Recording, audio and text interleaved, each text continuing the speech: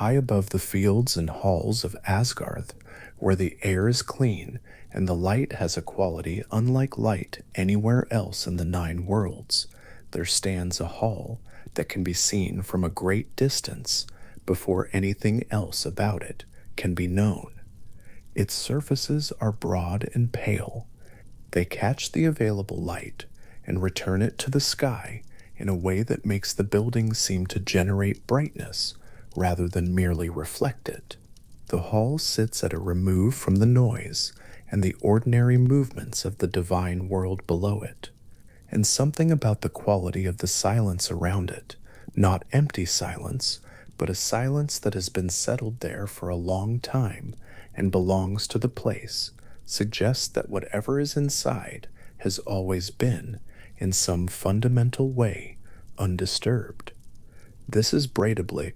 The name in the old language carries something like broad gleam or wide shining, and the name fits the way few names do, because the hall earns it simply by existing.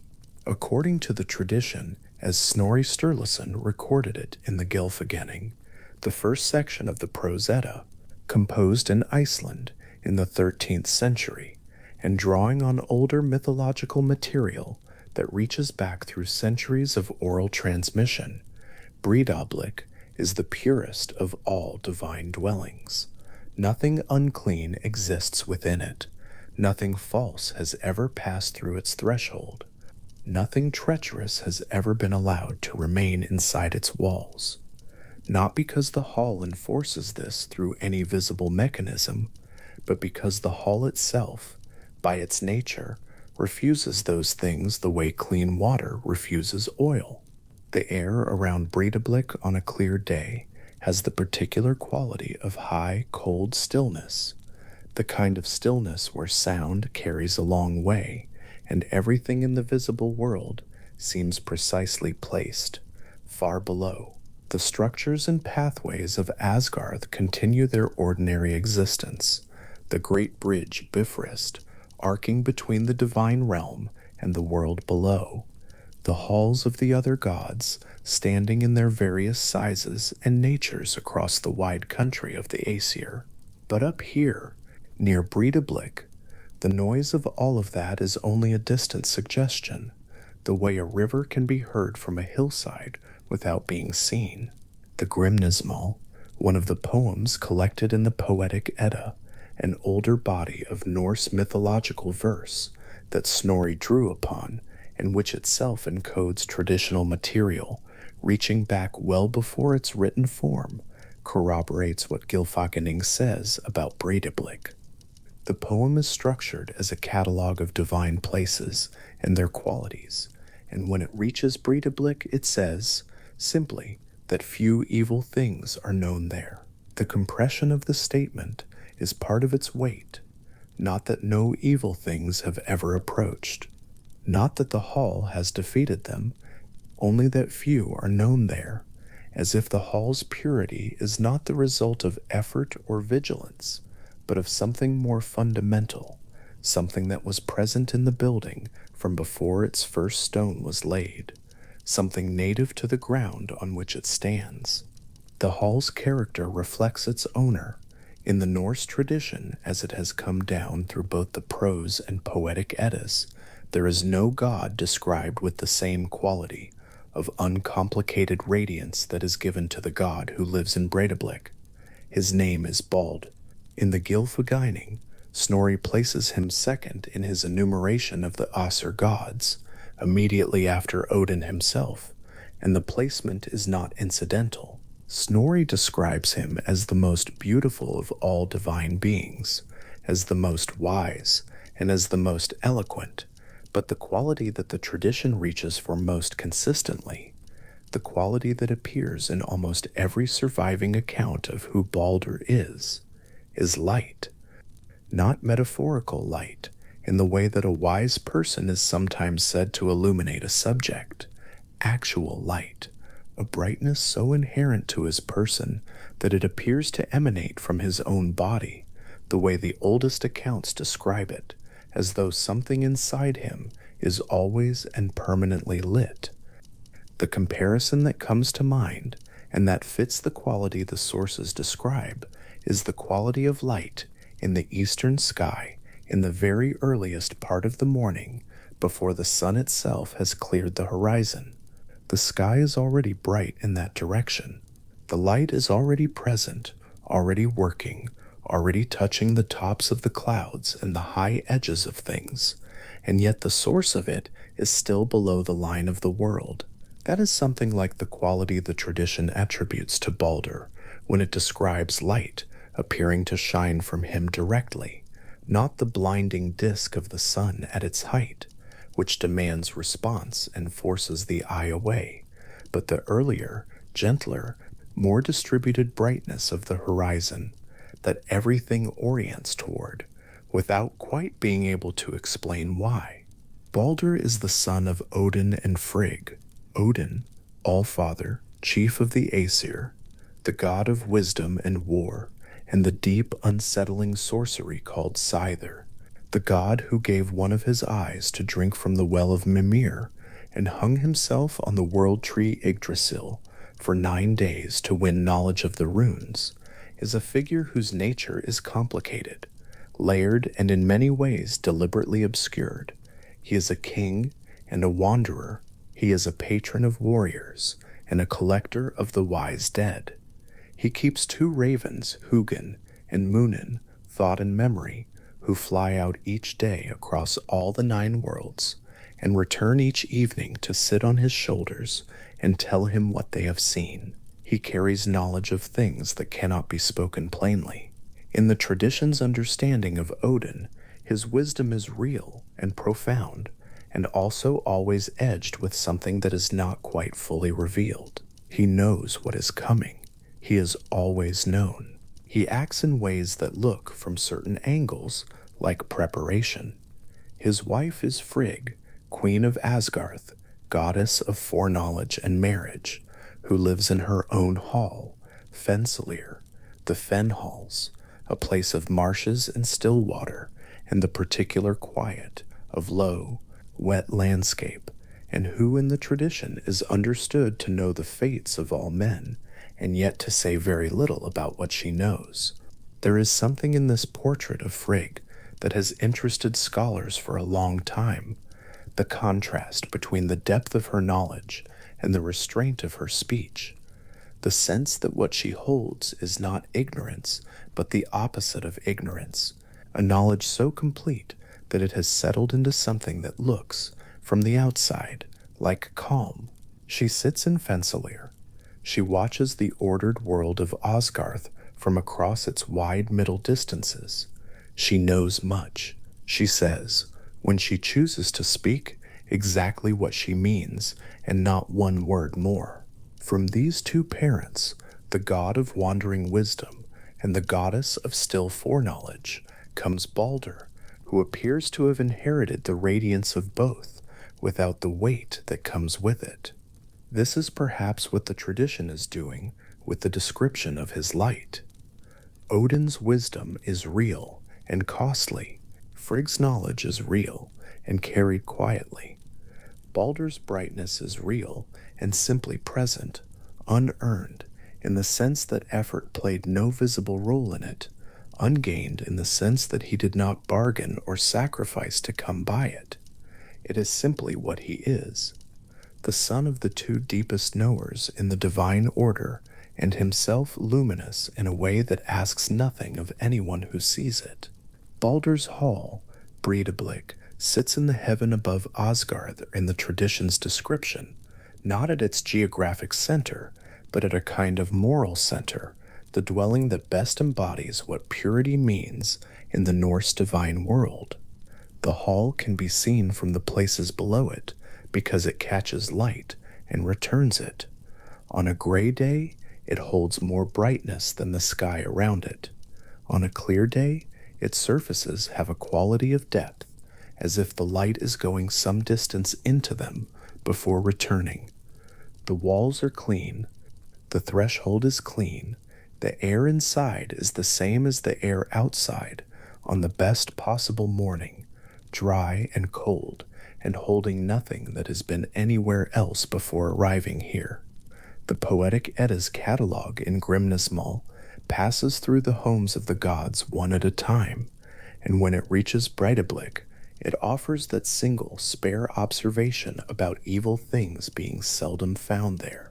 The economy of the statement, in the context of a poem that is already not given to excess, carries a particular weight. The poem has described other halls, their materials, their dimensions, their purposes, and then reaches Breidablik and says, in effect, that what matters most about this place is not what is present, but what is absent, what it does not contain, what cannot take root inside it. This is an unusual way to describe a home. Most halls in the Norse tradition are defined by what they hold. The mead, the warriors, the treasures, the hearth fire, the particular god, whose nature the hall embodies. Breidablik is defined partly by an absence, and that absence is not a deprivation, but a quality, the way a very clear sky is defined partly by the absence of cloud, and the clarity itself is the thing worth noticing. Baldr and his wife Nanna, daughter of Nepr, make their home together in this hall. Nanna is not among the gods described at great length in either the prose or poetic Edda. She appears most fully in her actions rather than in attributed qualities, and what the tradition records of her is largely relational. She is Baldr's wife. She is present in the key moments of his story, not as a peripheral figure, but as someone whose love for him is treated in the sources as a straightforward and uncontested fact, the kind of fact that requires no argument because it is demonstrated rather than stated. The tradition does not catalog her attributes the way it catalogs Baldr's radiance or Odin's wisdom. It simply places her beside him, and everything the tradition subsequently says about what that proximity means, what it costs her, what she chooses because of it, makes the placement feel like the right word in exactly the right sentence. Together, Baldr and Nanna have a son named Forseti. His hall is called Glitnir, and the Grimnismal describes it in terms that make clear the hall's extraordinary character: silver walls and a roof of pure gold, a structure that in physical terms outshines almost every other dwelling described in the poem's catalog. Forseti's name in the Old Language means something like the presiding one, the one who sits at the front, who takes the head of the assembly, who hears and considers and settles. He is a god of justice and mediation, associated in the tradition with the resolution of disputes, with the careful work of hearing two sides and finding the line between them. It is worth sitting with the picture of Glitnir for a moment before moving on. Silver walls, a roof of gold, the building described as gleaming and precious, in a tradition that does not use those descriptions loosely. The son of the brightest god in Asgarthur, housed in a hall built from the most valued materials the tradition knows, doing the work of arbitration and settlement and careful judgment. Something in the portrait of Forseti extends his father's nature into a different register. Baldr's radiance is given, ambient, inherent to his body. Forseti's gold and silver hall suggests the same quality, made deliberate beauty, as the chosen frame for the work of being fair. The family Bald belongs to, then, is one in which knowledge and radiance and care for good order run in multiple directions at once.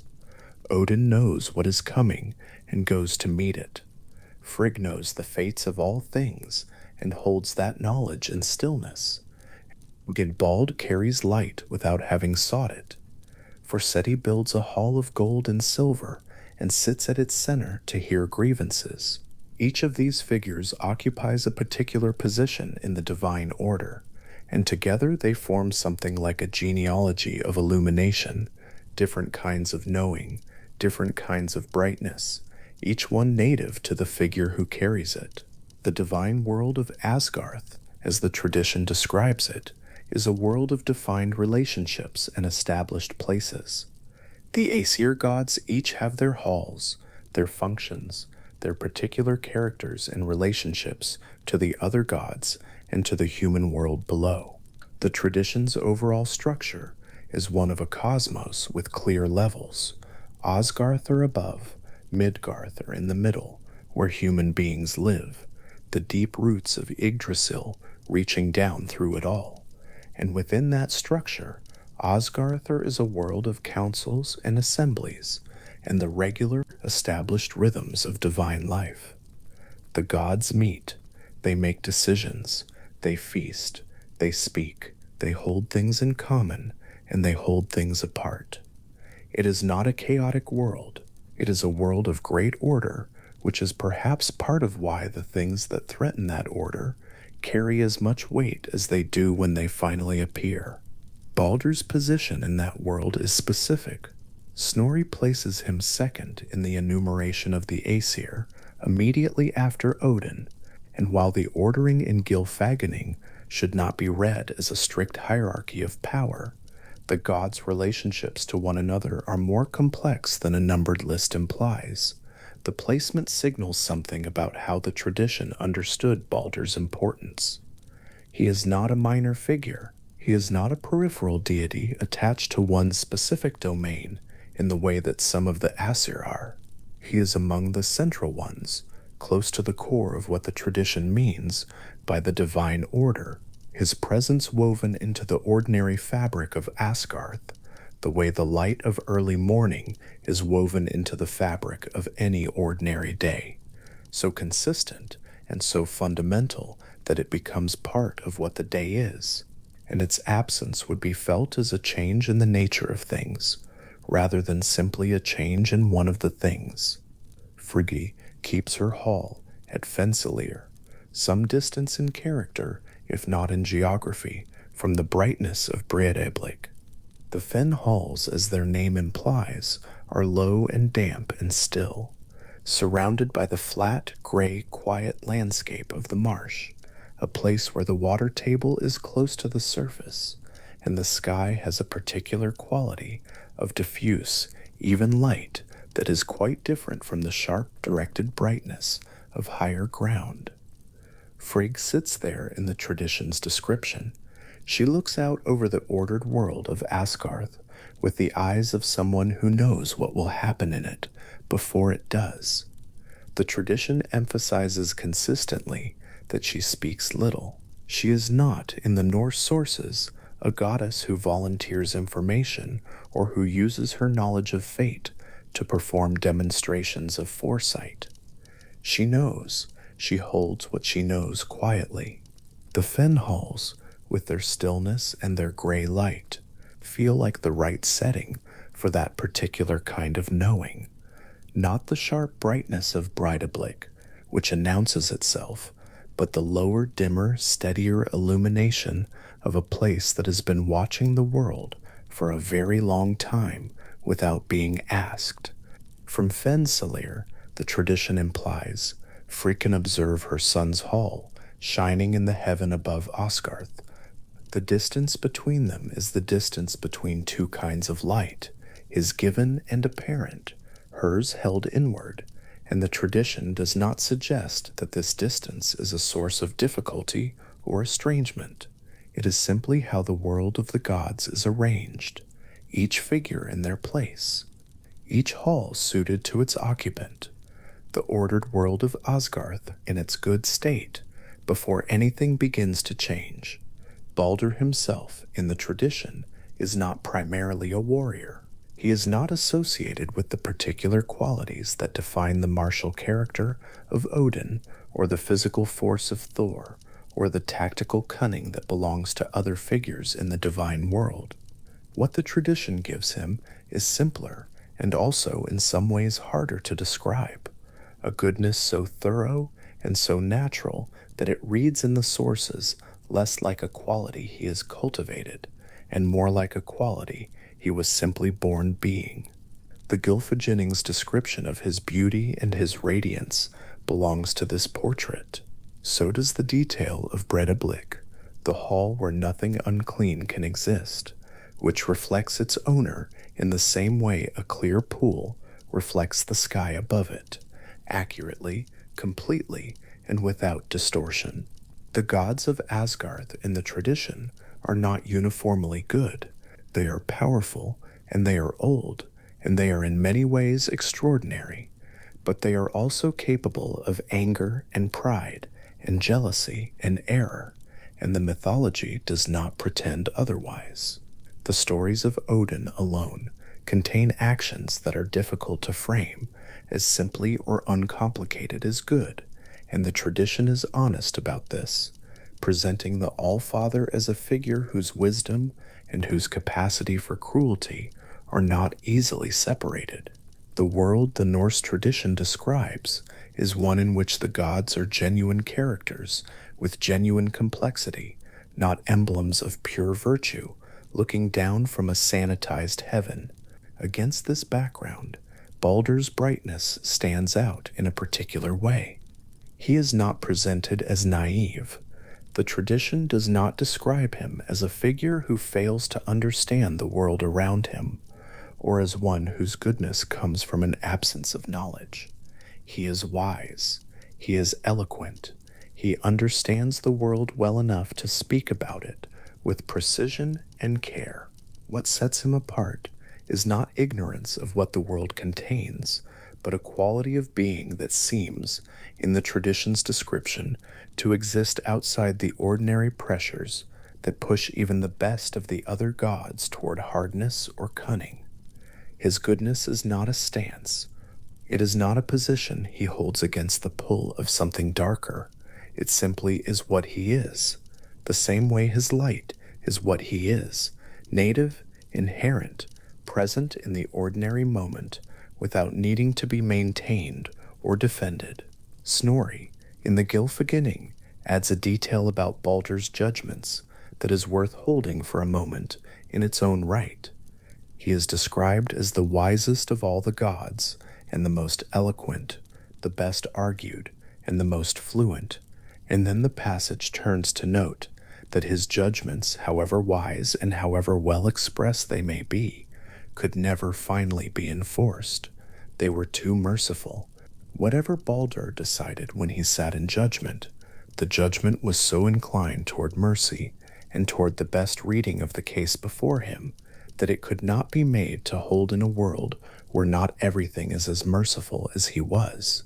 This is an unusual quality to include in the description of a god who is, in all other respects, presented as one of the central and most important figures in the divine order. The tradition gives him beauty, light, wisdom, eloquence, a pure and gleaming hall, a wife who is wholly devoted to him, a son whose own hall is made of gold and silver, and then adds, quietly, that his judgments, for all their wisdom, could not be enforced because they were always too kind. The word that comes to mind for this is not weakness. The tradition does not seem to frame it as a failure of character or a deficiency in Baldr's nature.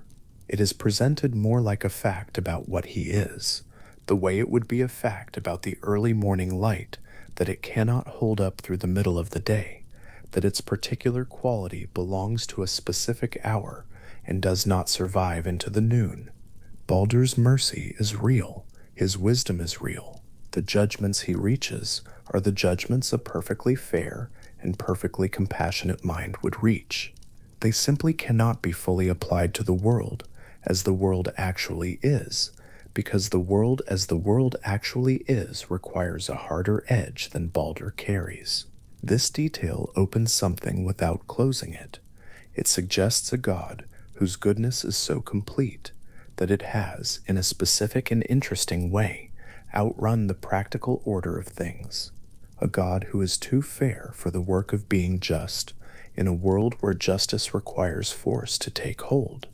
Not weak, not naive, simply pitched at a quality of mercy that the world as the tradition describes it cannot quite accommodate. The Hall of Breidablik sits above Asgarth in the tradition's geography, broad and gleaming, and still. Nothing unclean passes its threshold. Baldr moves through it as a figure through whom light appears to travel, rather than merely rest. Nanna moves beside him in those halls, her loyalty so native to her that the tradition barely has to state it, only to show it in what she does. For Setsi sits in Glitnir with his golden roof and his silver walls, hearing the cases brought before him, settling them with the particular care that runs in his family in various forms. Frigg sits at Fensalir, holding what she knows in the quiet of the marsh. The world of Asgard, in this portrait, is a world still in its good order. The gods are in their halls. The relationships between them are intact. The light that emanates from Breidablik is still available across the wide middle distances of the divine world, visible to anyone who looks upward from below. Nothing in this picture has been taken away yet. Nothing is missing that should be present, and Baldr, moving through the ordered hours of the divine world, with his hall clean behind him, and his father's ravens crossing the sky above, and his wife's quiet presence beside him, and his son's golden hall standing as a kind of echo of his own brightness in a different key. Baldr is exactly what the tradition says he is, the most radiant of all the Aesir, the one from whom light appears to emanate as though from an interior source. The god whose judgments are always too wise and always too kind to be fully enforced in a world that needs them to be something slightly harder than they are. The stories have always held that quality of his, that his goodness was genuine and complete and slightly in excess of what the world could receive. Not a flaw exactly, more like the particular kind of limit that belongs to things that are very good, the way a very clear day can be almost too bright for comfort, the way a very pure sound can be too clean for the room it is played in. The mercy in his judgments was real. The wisdom behind the mercy was real. The world simply could not quite hold the shape of what he was trying to give it. Breidablik stands above Asgarth in the broad, pale light of the tradition's description. The air around it is clean and cold and still. The walls hold their gleam. The threshold holds its purity. And inside, in the simple, unhurried order of a place where nothing false or treacherous has ever been permitted to remain, the brightest of the gods moves through his days in the quiet, settled radiance that is simply, in the tradition's understanding, what it means to be Baldr, too merciful for enforcement, too luminous for ordinary company, and entirely, effortlessly, completely himself. Baldr lay in the hall of Breidablik, and the light that always moved around him, that particular quality of radiance that seemed to belong to him rather than to any torch or window, had not left him even in sleep. It moved slowly at the edges of the room, the way light behaves in early morning when the sun is still below the hills and the sky brightens before any single source of it can be named. But the hall was quiet in a way it did not usually allow itself to be.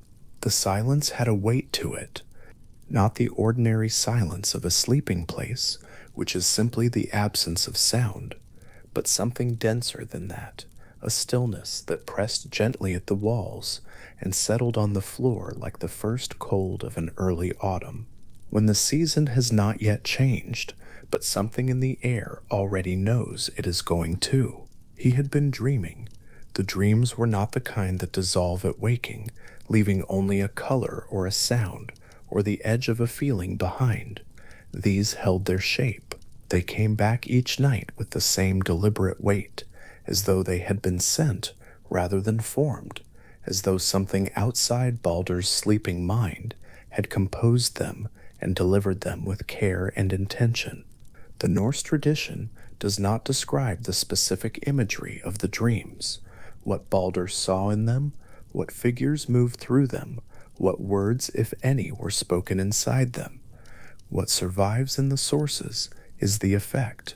When he woke, the gods around him could see that something had come to him in the night that did not belong only tonight.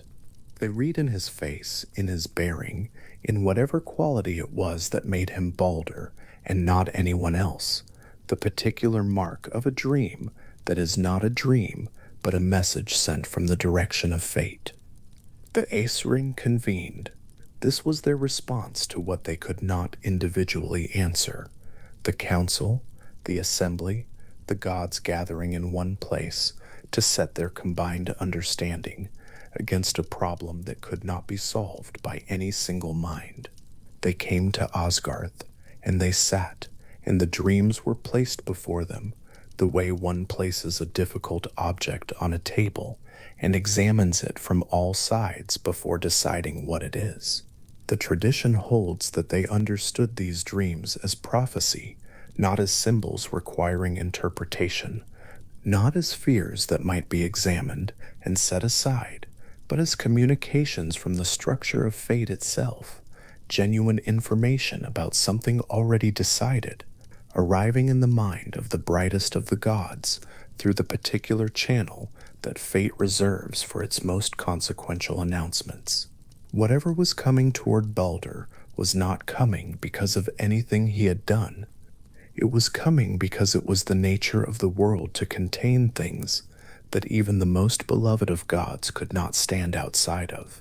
Odin, the All-Father, heard what the council said and understood it differently than the others did. There is a quality that runs through the oldest accounts of Odin that separates him from the gods around him, a heaviness of knowledge, an awareness of what the world is built on and where it is going, that he carries in a way that none of the others carry it. He alone among the Aesrin has sought out that knowledge at a cost, hung from the world tree to gain the runes, given one of his eyes to drink from the well beneath the roots of Yggdrasil, where wisdom was stored. When Odin heard about the dreams that had come to Baldr in the night, what he felt was not only the fear of a father, it was something older and wider than fear, a recognition, and it moved him to act in a way that none of the other gods would have thought to act, because none of the others would have known where to go to find out what he already suspected he needed to know. He rode to Niflheim. The road from Asgarth to the realm of the dead moves northward and downward, and in the tradition, it is not a road that the living are supposed to travel. The dead move along it in one direction, crossing the river Gjell, passing under the roots of the world, arriving at the Hall of Hell in the vast cold geography that lies beneath everything.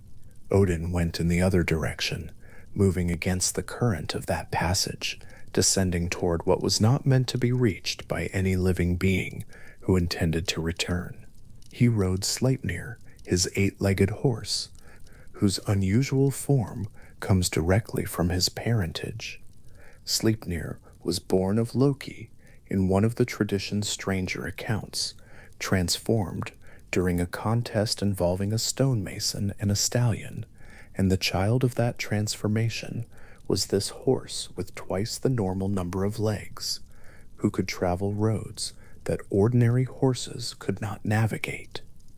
The 8 legs found the path where there was no ordinary path. The cold deepened as they went. The darkness was not the darkness of a moonless night, which still carries some faint quality of sky above it, but the darkness of a place where sky does not reach, absolute, geological, old.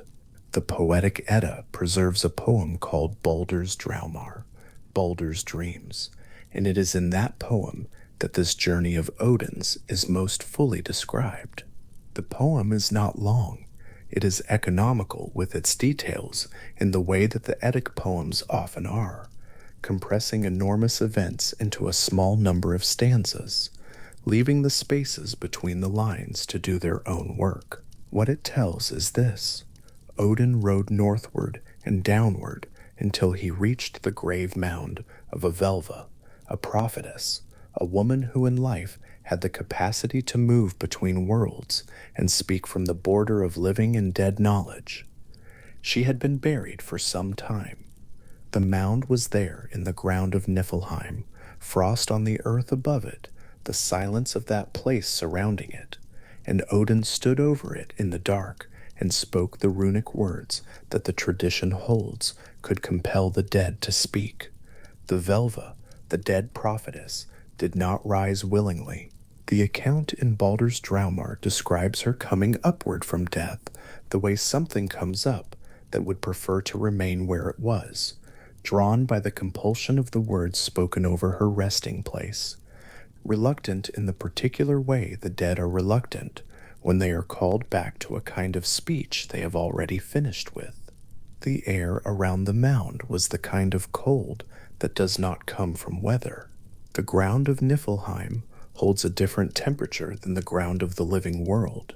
The tradition describes it as a place of mist and cold rather than fire and torment, a vast and dim country rather than a place of punishment, where the dead who did not die in battle go to exist in the quiet, faded way that the Norse sources associate with Hel's realm.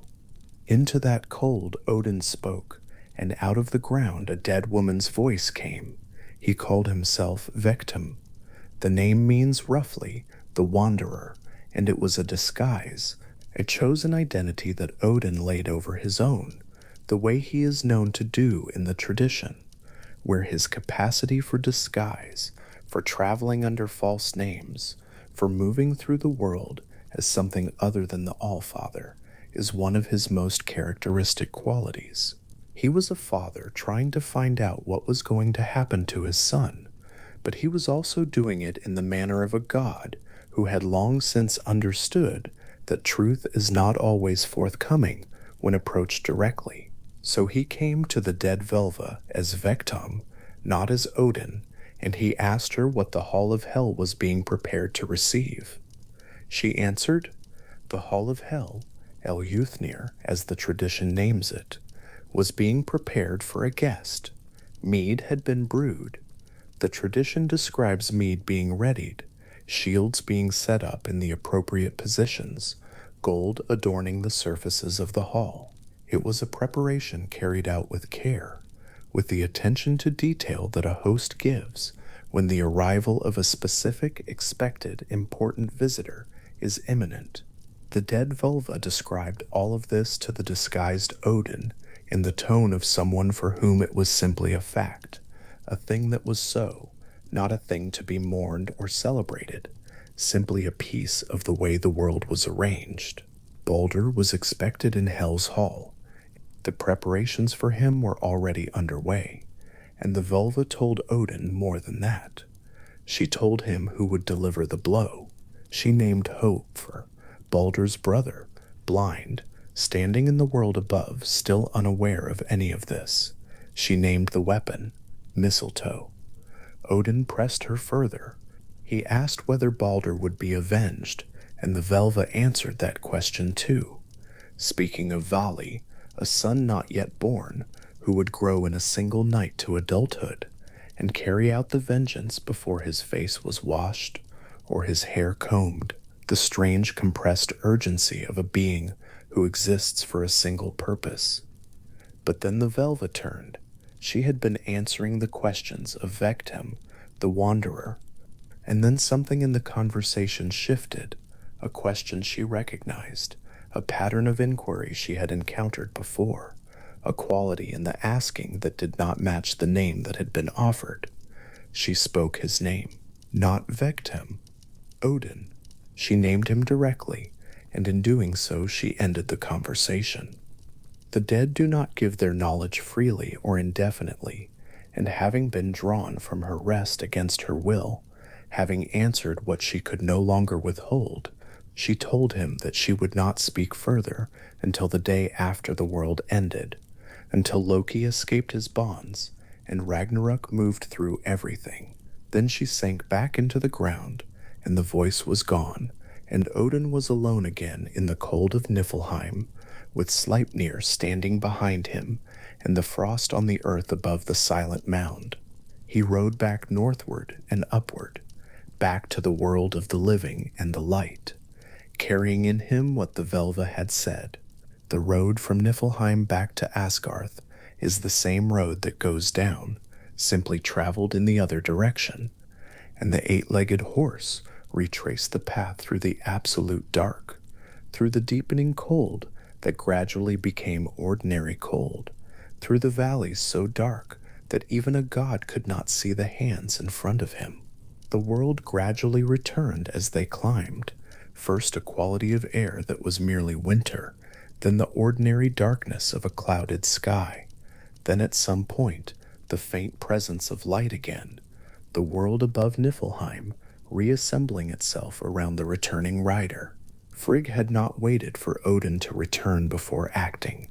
The tradition holds that she already carried her own knowledge of what was coming, that as the goddess of foreknowledge, she understood the shape of things without needing to descend to Niflheim to ask a dead woman to confirm it.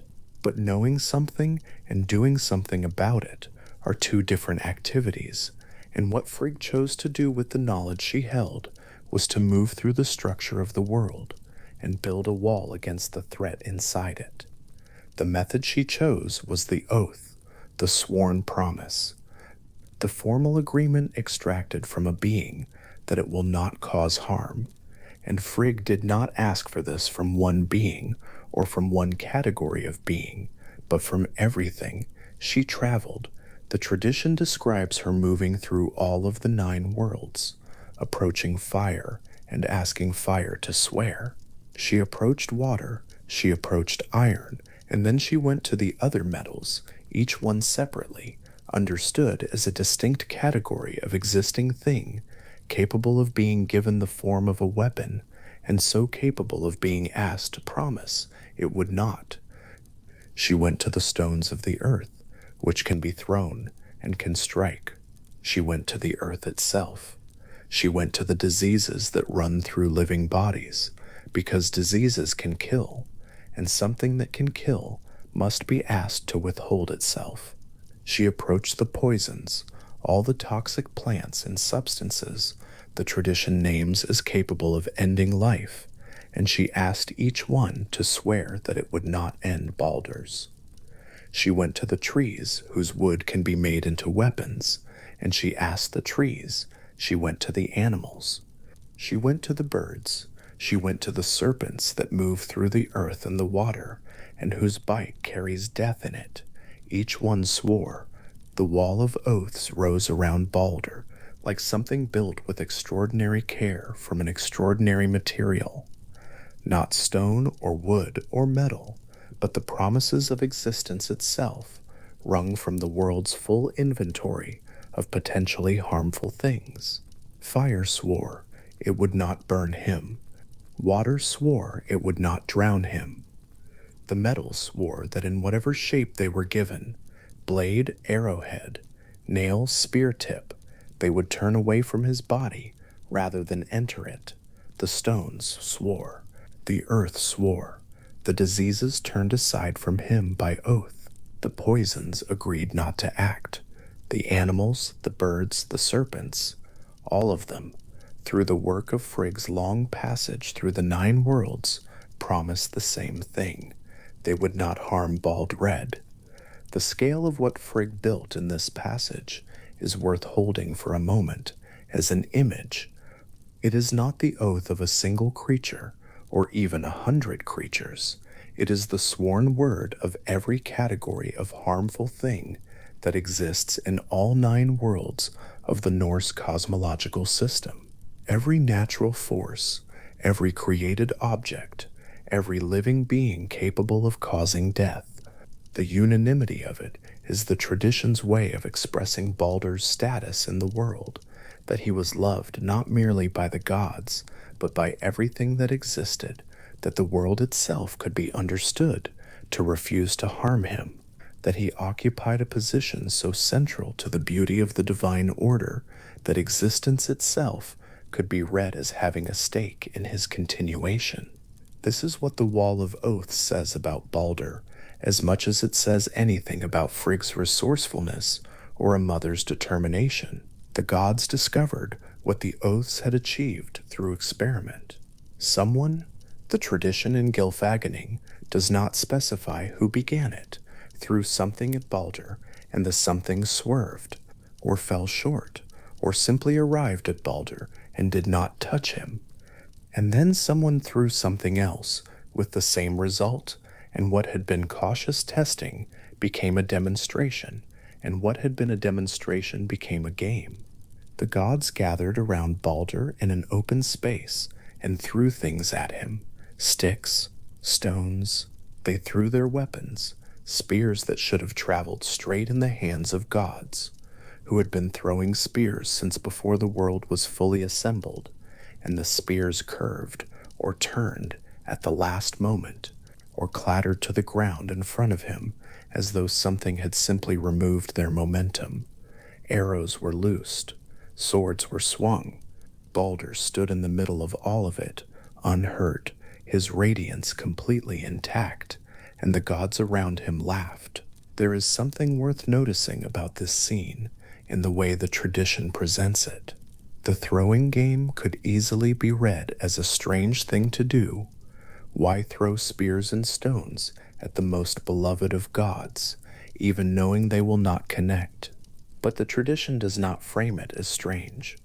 It frames it as play, as celebration, as the communal expression of relief by beings who had faced the prospect of losing Baldr and then been handed, through Frigg's vast work, what looked like a guarantee that they would not. The weapons falling harmlessly around him were not a spectacle of danger, averted, but a spectacle of safety, demonstrated again and again, each thrown object a confirmation that the wall of oaths was real and total and held.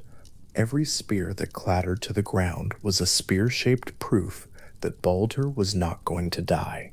So they kept throwing things, because each throw was also a celebration, and the laughter that accompanied it was the laughter of gods, who had been very frightened and were now apparently safe. The game went on. More gods joined in. The circle around Baldr widened and then drew close again as people pressed forward to watch or to participate. The sounds of the occasion, the laughter, the thud and clatter of objects landing short, the particular quality of ease that belongs to a group of beings who have set down a fear they have been carrying, moved through the gathering the way sound moves through an open space, filling it, shaping it, giving the air around Baldr a quality entirely different from the weight that had been in the hall of Breidablik when the dreams pressed down on him in the dark. Where the hall had been still and heavy and quiet, the open space of the game was full and light and moving. Where the dreams had arrived with the particular mass of something sent from outside, the thrown spears arrived and simply fell. Odin watched.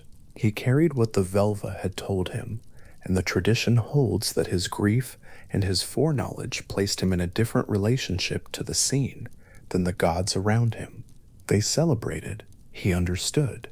Those are not always the same activity, but the game continued, and the laughter continued, and the spears kept turning away from Baldr in the open air above Asgarth, and it was difficult to look at the scene from the outside and see anything in it except a god who could not be harmed, and a gathered family who had remembered how much they loved him, precisely because they had spent some time afraid they were going to lose him. Frigg, who had built the wall that made the game possible, knew what she had done and knew almost everything it covered. She had traveled far and spoken with everything. She had extracted the promise from water and fire and iron and the serpents in the earth. The wall was as complete as a wall made of oaths could be made. There was one thing she had not asked. The tradition holds that when she passed through the 9 worlds gathering promises, she came to the mistletoe, a small plant growing on the western side of Valhall, soft and pale and young, and she looked at it and made a decision. It was too small, she judged, too young, too slight a thing to be capable of harm. She had been asking great forces and ancient things, The metals, the diseases, the serpents that had existed since the early ages of the world. And when she reached the mistletoe, it seemed to her that the plant was too new and too soft to be worth the time it would take to ask. So she did not ask. She moved on. The decision was not made from carelessness. The tradition does not present Frigg as negligent. She had done something that required enormous patience and effort and a willingness to traverse the full breadth of 9 worlds on foot, speaking to every kind of existing thing, accepting no refusal and allowing no exception. The mistletoe was not skipped because she grew tired or because she forgot it. It was skipped because she assessed it and found it beneath the threshold of concern. A small, soft plant growing on the western side of a hall. Even if it had said nothing, even if it had refused to swear, what could it have done? The oath wall Frigg built was 9 worlds wide and made of everything that mattered. The mistletoe was a small exception in a vast completeness, and she let it go. The game was still going. The circle of gods still threw their objects, and Baldr still stood at the center of it unhurt, and the laughter was still moving through the gathering when Odin, standing at the edge of the assembly with his foreknowledge and his grief sitting together in him like two things that will not be separated, watched his son in the middle of the celebration and understood that what looked like safety was something more specific and more fragile than safety had ever been before. The throwing game continued, and the afternoon above Osgarth held its particular quality of light, and the gods moved around Baldr in the pleasure of a fear set down, and nothing in the scene, not the laughter, not the falling weapons, not the brightness of Baldr himself, standing calm and unhurt at the center of everything, gave any indication that the wall built from the sworn words of fire, and water and iron and serpents, and earth and disease and poison and stone, had in one very small place been left unfinished. The weapons kept falling, the laughter kept moving through the gathering. The bright god stood in the middle of the circle, with the light that was always part of him radiating outward in the ordinary way, as natural as breathing, as steady as the fact of him. And the gods threw things, and the things swerved away and fell short and clattered to the ground, and every single one of them that fell was one more confirmation that everything was going to be all right, that Frigg's long labor had worked, that the dreams that had pressed down on Baldr in the heavy dark of Breidablik had been answered, that the world was going to hold Baldr in it for as long as the world held anything. The spears turned, the stones fell short, the arrows curved aside in the air, as though the air itself remembered its oath and quietly rearranged the trajectory of anything aimed at the bright god's body. And somewhere at the edge of the circle, outside the game, watching the weapons fall and the gods laugh, a figure stood still. He was not throwing anything. He was watching. The expression on his face, if the tradition commits to one, is not described. Snorri does not pause in Gylfaginning to describe what Loki's face looked like as he watched the throwing game. What the tradition tells is what came next, and what came next moved from that stillness at the edge of the gathering. But in the moment the narration finds him, he is only watching. The game is happening, and the laughter is happening, and Baldr is standing in the light, and the weapons are falling around him in the casual, confirming way they had been falling all afternoon, and Loki is standing at the edge of the circle, still, his gaze on the scene, unmoving in the midst of all the motion. The gods did not notice him standing there. Why would they notice? The scene was Baldr, and the weapons, and the falling, and the laughter, and the particular communal joy of a fear transformed into a celebration. Loki at the edge of it was simply a god at the edge of a game, which was an ordinary enough thing to be. The afternoon continued. The weapons continued. The weapons continued. The laughter moved through the gathering like the warmth of a fire through a room, finding everyone in it, making the air between the gods feel different than it had felt in the mornings since the dreams began. And Baldr stood at the center, and the light was on him, and every spear thrown in his direction described its curving path away from him, and fell, and every stone fell short, and every arrow turned, and the great wall of Frigg's oaths held around him like the thing she had built it to be. Total, unanimous, extracted from the full width and depth of everything that existed, tested now by every weapon the gods thought to throw at the god who stood in the middle of the circle, laughing with the others, unhurt, entirely himself, bright as always, the most beautiful of the Aesir, standing in the sunlight while the afternoon of the celebration continued around him, and the weapons kept falling, and the laughter continued, and none of them noticed the still figure at the edge of the circle watching it all with an expression the tradition has not preserved. The sound of the game filled the air of Asgarth, the soft thud of objects landing, the clatter of metal on stone, the easy laughter of gods setting down the last of their fear in the pleasure of watching the thing they had feared fail again, and again in the most literal way possible, the weapons simply not arriving where they were aimed, the world keeping its promise, the oaths holding, everything as safe as Frigg had worked to make it, as safe as the 9 worlds could be when everything in them had sworn. The game went on. The light held steady on Baldr's face and shoulders. The afternoon did not change. The sounds reach the ear before the images settle into place. Laughter, first, light and unhurried, the kind that belongs to an afternoon without urgency, to a gathering with no particular purpose other than the pleasure of being together. Beneath the laughter, the soft percussion of objects falling harmlessly onto grass or stone, the brief whistle of something thrown and then arriving, and then silence where impact should have been. The gods of Asgarth had found, in this strange inversion of ordinary physics, a game unlike any other, one in which the target could not be harmed, in which every weapon refused its function, and so the whole enterprise became something between sport and ceremony, between laughter and relief. Baldr stood at the center of it.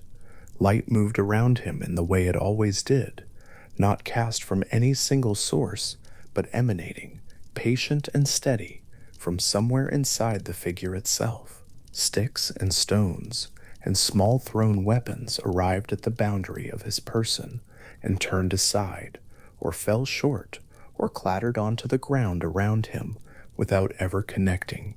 He was unhurt, not because he was made of something harder than other things, but because every material thing in the 9 worlds had made a promise not to hurt him, and the promises held, one after another, each thrown object, a confirmation of the oath that had been gathered across all of creation. The gods threw things and laughed. Baldr stood and received the game in good humor, and at the edge of the crowd a figure stood quite still. This figure did not throw anything. He was not participating. He was watching, and his watching had a quality different from the watching of the other gods, those who looked on with affection, with pride, with the uncomplicated pleasure of seeing a beloved figure apparently made safe from harm. This figure at the edge of the crowd looked on with something else entirely. The tradition does not provide an easy word for what it was.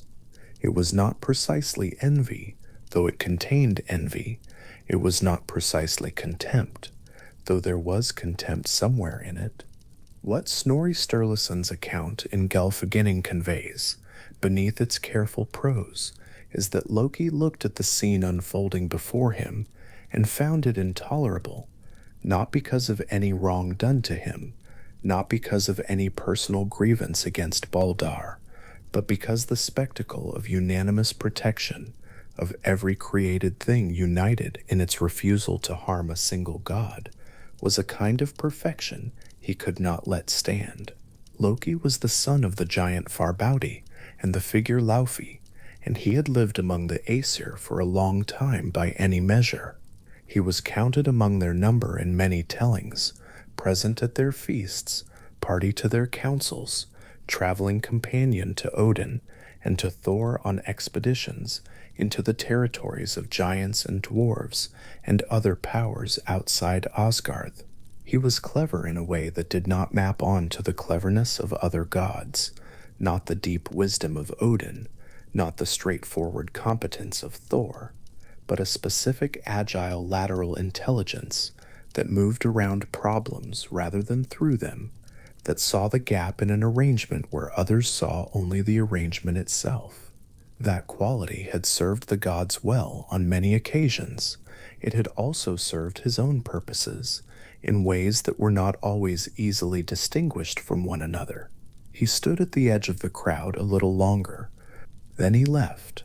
The hall of Fensalir, the Fen halls, Frigg's dwelling, sat in its own part of Asgard, a place of marshes and still water and air that held the particular quiet of places where much has been thought about and little has been said aloud. Frigg was the queen of Asgard, the wife of Odin, the daughter of Fjorgyn, according to some accounts, and she was associated with a kind of knowing that was specifically Norse in its character, not the prophetic sight of the Volur, the seeresses, but a settled foreknowledge, an awareness of what would come that she carried quietly and rarely spoke about. The Lokasenna, one of the Eddic poems, has Loki accuse her directly of knowing the fates of all beings, even when she does not speak of them. The tradition held that she knew much. It also held that the knowing and the speaking were not the same thing for Frigg, and that the distance between them was where she lived. Into the Fen halls, across the threshold of Fensalir, on that afternoon when the sounds of the gods' game were still faintly audible, somewhere across Asgard, an old woman came. The disguise, in Snorri's account, is described with the same matter-of-fact brevity that the sources often use for Loki's transformations. He changed his shape to that of a woman and went to Frigg, and they spoke. The tradition does not dwell on the mechanics of the change, on what it cost or how it was accomplished. Shape-shifting in the Norse sources is often connected to Scyther, the form of sorcery that carried complex gender associations in Old Norse culture. The practice was associated with femininity, and those who performed it were understood to be moving between categories, occupying a boundary position that the society around them regarded with a mixture of unease and respect. Loki's transformations across the mythology are not incidental details. They belong to a broader picture of a figure who does not hold to the forms that other beings hold to, who moves between male and female, between human and animal, between ally and adversary, with a fluency that the tradition treats as both extraordinary and genuinely unsettling. The old woman who entered Fensalir was entirely convincing. Nothing in her bearing, as far as the account suggests, gave Frigg any reason for alarm. The conversation that followed began simply, a woman come to Frigg's hall, speaking with the goddess, as ordinary a scene as Asgard contained. And the question, when it came, was asked with the lightness of someone asking about something already widely known. "What is this game the gods are playing?" she asked. "The one where all the things of the world are thrown at Baldr without touching him?" Frigg answered. She answered without reservation, because there was no reason not to. The story of the oaths was not a secret, or was not intended to be.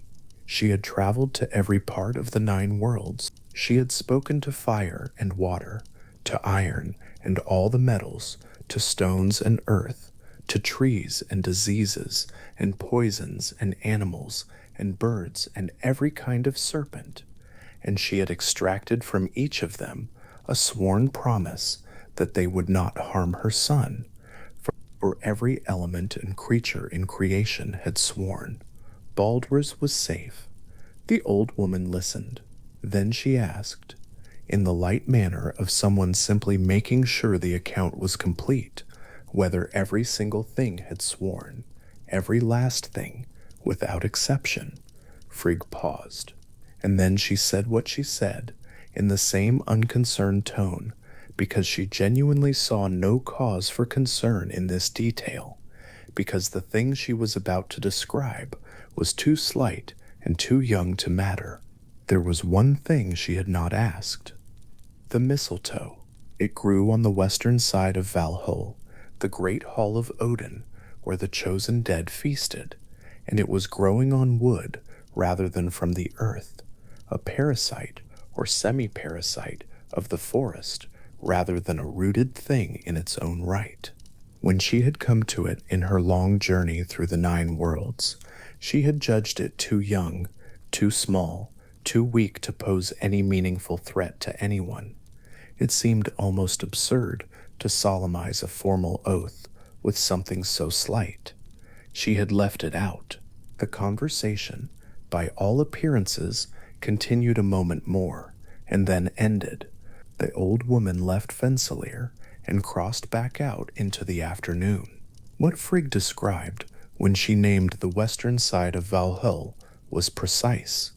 The mistletoe did not grow in some unspecified wild place, hidden and hard to find. It grew in a location she had visited and observed and turned away from, a place she had been, a plant she had seen and considered and chosen to leave unasked. In this respect, Frigg's good judgment and her oversight were not two separate things. They were the same thing.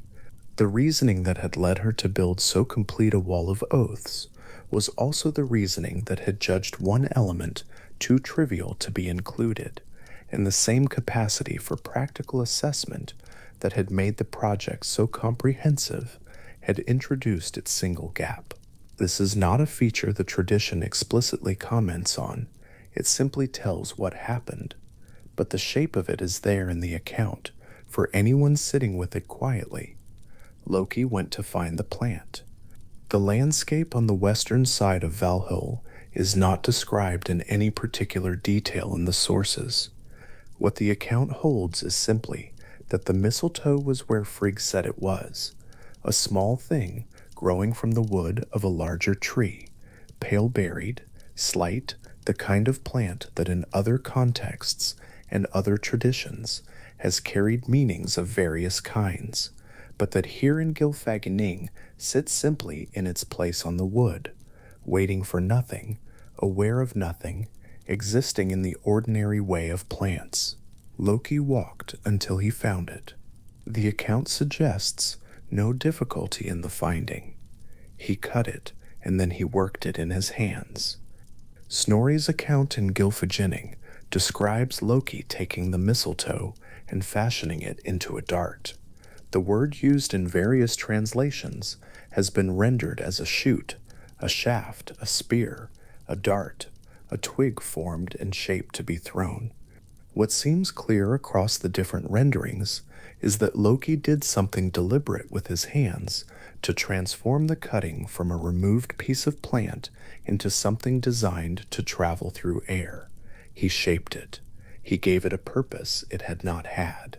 The source of the missile's efficacy was not in any quality the mistletoe already possessed, but in the fact that it had not sworn. The dart was dangerous, not because it was made of something hard or sharp, but because it was the only thing in creation that had never promised to be harmless.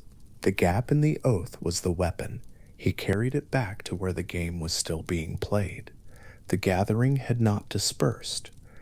Across the green space of Asgard, where the gods had assembled, the game was continuing, sticks and stones and objects of various kinds being thrown and arriving and falling away, the laughter persisting, Baldr still standing at the center of the circle, unchanged and unhurt. The afternoon had a steady quality. There was nothing about the scene to suggest that it was any different from the game that had been played before. The same ritual confirmation of Baldr's protection playing out once more before the assembled gods. Baldr stood at the edge of the circle.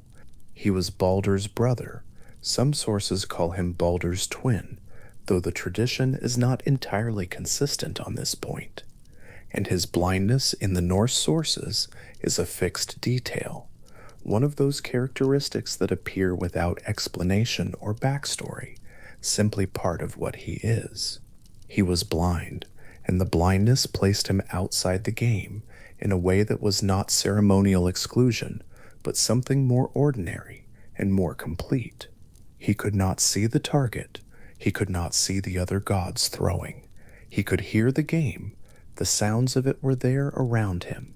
The laughter and the falls of objects, Baldr's voice, somewhere inside the circle, and the hearing without seeing is a particular kind of presence, attentive and unlocated, aware of what is happening without being able to place it exactly. There is no account of what Hope-U was feeling as he stood there. The tradition does not provide him with interiority at this moment, does not explain what it was to be the blind brother at the edge of a game played in honor of the brilliant brother, to hear the laughter of the assembled gods, and to be placed at one remove from it by something that could not be argued with or set aside. The detail is simply given. He stood apart from the others. He did not throw anything. He did not have anything to throw. Loki came to stand beside him. The approach would have been inaudible, not because Loki moved without sound, but because Hoth could not see him coming, could not identify the approach as significant until the voice was already there beside him.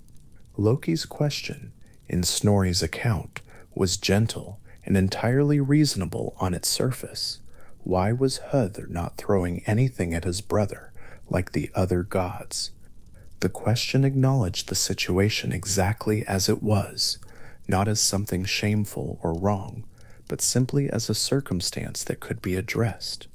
Hrðr answered with the same straightforwardness. He could not see where Baldr was, and besides that, he had nothing to throw. Loki told him it was right, that he should honor his brother the same as the others did. He told him that he would help. He would guide his hand so that the throw was aimed correctly, and he had something that could be thrown, a small thing, unremarkable to the touch, a shoot of mistletoe that Loki had shaped for the purpose. The conversation is brief in Snorri's account. There is no extended dialogue, no moment in which Hrðr questions the offer or pauses to consider it. Loki's proposal was framed as an act of generosity, the correction of an accidental exclusion, the inclusion of the blind brother in the communal gesture of honor toward Baldr. And Hrðr, who had nothing to throw and no way to see the target, accepted the offer in exactly the spirit it was offered. What is available to say about Hrðr at this moment is limited by what the tradition says about him. He did not know what he was holding. He could not see the dart.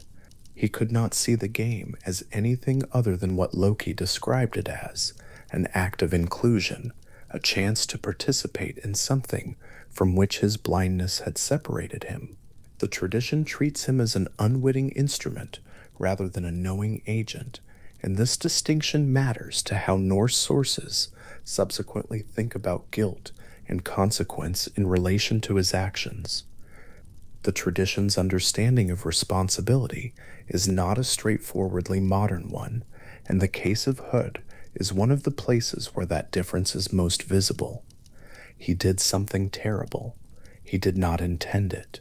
Both of these things are held in the sources without apparent contradiction. Loki stood beside him. Loki placed the dart in his hands. Loki guided his stance, adjusted the direction, spoke quietly into the space beside Hrðr's ear. There is a quality of stillness in the account at this point that is difficult to characterize, but that sits with the reader who pays attention to it. The laughter of the gods continues around the two figures at the edge of the circle. The game is still going on. From across the gathering, if anyone looked toward the blind god and the figure beside him, they would have seen only what the moment appeared to contain: a brother being helped to participate, someone assisted in joining in. No alarm in the scene, no visible wrongness. The game going on around the edges, and at the center of it, Baldr standing unhurt, the light still steady around him, everything as it had been. Hodor raised his arm. The tradition does not describe this at any particular length. There is no extended preparation, no dwelling in the gesture. Hodor raised his arm as any participant in the game would have raised his arm, guided by the hand beside him, aimed in the direction Loki indicated, toward the sound of his brother's voice and the warmth of his brother's presence, somewhere in the middle of the circle of gods. To throw something at Baldr was an act of honor. Every object that had been thrown all afternoon had fallen away harmlessly, and its falling away was the confirmation, repeated over and over, that the protection held. To throw something was to say, nothing can touch him. It was a game built on a shared understanding that the outcome was settled before the object left the hand. Hodor held the dart and aimed toward his brother's voice with the same understanding. This was the last throw of the game. It was meant to be exactly like all the others. He released it. The dart left his hand and traveled across the air between the edge of the circle and the center of it, crossing the distance that separated the blind god from the bright one, moving through the laughter and the afternoon light and the gathered presence of the assembled Esor. It crossed the space between them in the ordinary way that thrown things move, not slowly, not swiftly, in any dramatic or unnatural way, but at the pace of something released and now carried by its own momentum, by the energy that had been put into it and that was now doing what released things do. It traveled across the air, and the world waited. For a moment, in the space between the release and whatever came next, the interval that the game had made ordinary, the pause before the thud of harmless arrival and the next wave of laughter. The gods moved and breathed around the center of the circle. The afternoon continued its light. Baldr stood where he had been standing, still present, still illuminated, still the brightest figure in the gathered world of Asgardr, as he had been standing all afternoon, as he had been standing all his life. The dart was in the air between them. The pause before it arrived was no longer than the pause before any other throw, no longer than the ordinary interval of travel between a hand and its target. There was nothing to distinguish it from the silence that had preceded every other falling object, every other thing that had sailed toward Baldr and turned aside. The same afternoon, the same light, the same assembled faces of the gods watching a game that had spent the whole of its duration confirming the same thing over and over in the pleasurable way of things that can be confirmed without risk. The mistletoe traveled, and the only thing different about this particular arc through the particular air of that particular afternoon was the one thing that nobody in the circle knew, that the small dart moving toward Baldr's radiant figure was the one thing in all of creation that had never made a promise. Everything else that had been thrown that afternoon had sworn. The stones had sworn. The sticks had sworn. The metals and the poisons and the animals and the birds and the serpents had all sworn, and their oaths had held, and the game had accumulated confirmation after confirmation that the wall of promises was real and complete and would not fail. But the mistletoe had been left out. It had been judged too small to ask, and so when it arrived at the place where every other thrown thing had fallen away, It had nothing to fall away from, no oath to hold it back, no promise it had made. It was simply a thing moving through air toward another thing, unencumbered by any agreement about what it would do when it got there. The moment it would arrive had not yet come. The dart was still in the air, still crossing the space between Hoth's released hand and the center of the circle where Baldr stood. The game sounds of the afternoon were still present around it. The last echoes of that long, light gathering, the sound of something that had been, all afternoon, a celebration of safety and shared relief. The dart moved. The world had not yet changed.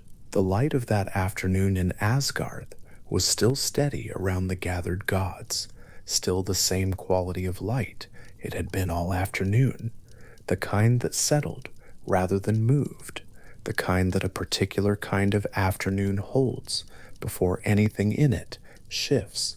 Baldr stood at the center of it in the way he always stood, not poised, not braced, not expecting anything other than the next harmless arrival, the next confirmation of the oath that had enclosed him from all sides.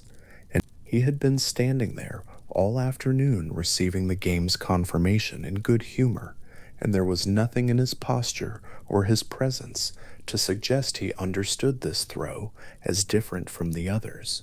The distance between the dart and its destination was closing.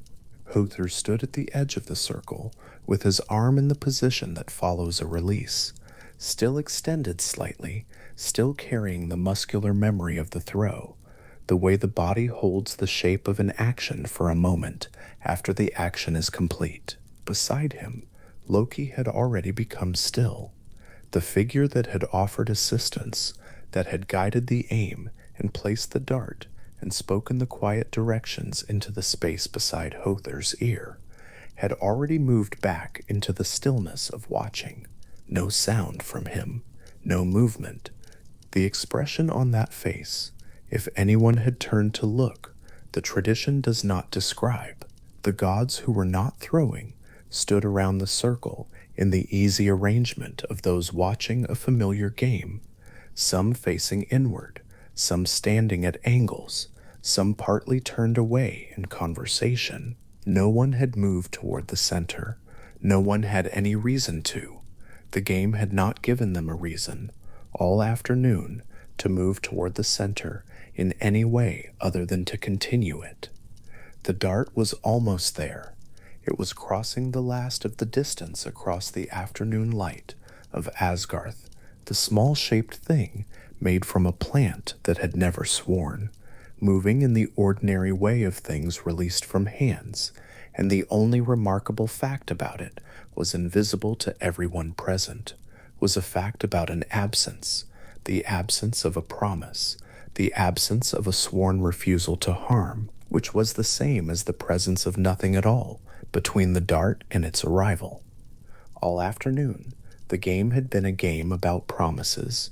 Every thrown object had been a test, and every test had returned the same result, that the promises held, that the world's agreement to protect Baldr was real.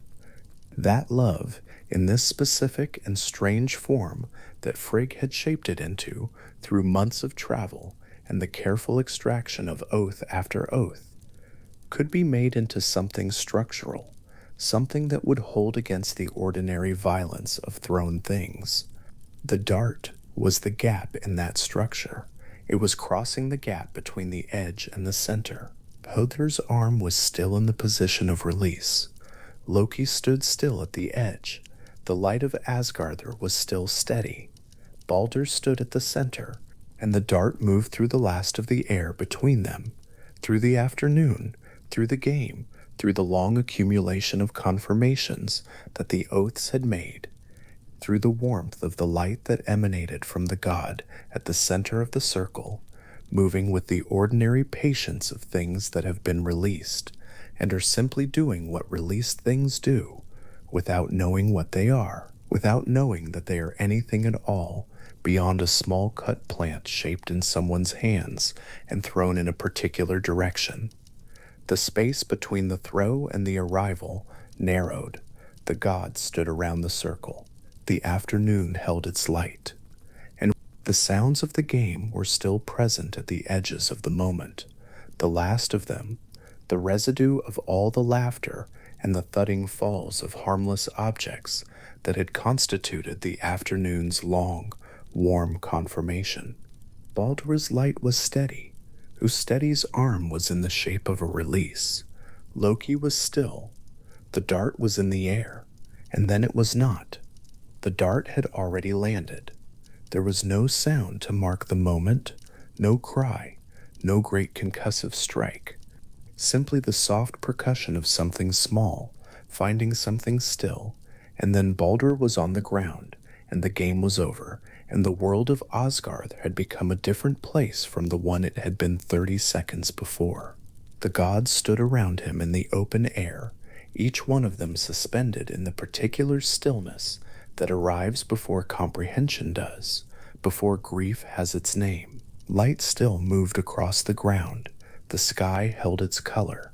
Nothing in the scene announced itself as catastrophe, and yet the gathered Aesir stood without moving, without speaking, without turning to one another, because the body of Baldr lay among them, and there were no words available that were adequate to that fact. Snorri Sturluson, writing in Gylfaginning in the 13th century, describes the silence that descended in that moment as total. He notes that the gods could not speak to one another. He does not dwell on this, does not try to make more of it than it is, but the detail holds something true about a certain kind of grief, the kind that arrives without transition, without warning's usual courtesy, and takes with it not only what was loved, but the ordinary language through which things might otherwise be processed. The gods had spent the weeks prior laughing. They had thrown spears at Baldr.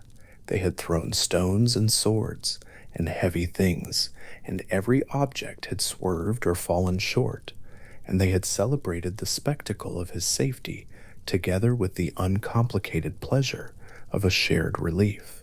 And now the game was finished, and Baldr was on the ground, and the silence was the gods' first knowledge of what had happened before their understanding had quite caught up to what their eyes were telling them. Baldr was the second of the Aesir by Snorri's count, the most beautiful, the most radiant of all divine beings, the one of whom it was said that light appeared to come from his body, the way early morning light radiates outward from the horizon before the full disk of the sun has risen into view. His hall, Breidablik, meaning roughly wide-shining, broad gleam, sat in the heavens above Asgard, described in the tradition as the purest of all divine dwellings, a place where nothing false or treacherous could exist within its walls. His wife was Nanna, the daughter of Naper, and their son was Forseti, whose name means the presiding one, whose own hall, Glitnir, had silver walls and a roof of gold. What had fallen was not simply one member of the divine company. What had fallen was the thing the light had been coming from. The assembly stood in that knowledge without yet being able to do anything with it. The sacred law of the thing forbade bloodshed at the gathering site. With this was a prohibition the Norse tradition took seriously in the living world. The assembly places of old Iceland and Scandinavia were declared inviolable during the thing, the great communal meeting where disputes were heard and settlements reached, when weapons were laid down and the ordinary violences of the world were set aside by common agreement so that speech could do the work that force otherwise might. The gods' assembly operated under the same rule, and so the grief of the Aesir in those first moments had no outlet that the law permitted. They could not act. They could not answer what had happened with any act that the rules of the gathering would allow. They stood in the open air around Baldr's body, with their hands at their sides, and what Snorri describes as the full weight of their knowing settled over them, not gradually, but all at once the way a shadow covers a landscape when a cloud passes across the sun. Among all the gods who stood there, Odin's grief was the deepest. Snorri says this explicitly in Gylfaginning, that Odin's suffering was the greatest of all the assembled Aesir, not because he loved Baldr with a more particular tenderness than the others did, though perhaps that is also true, but because Odin alone understood the full consequence of what the mourning had produced.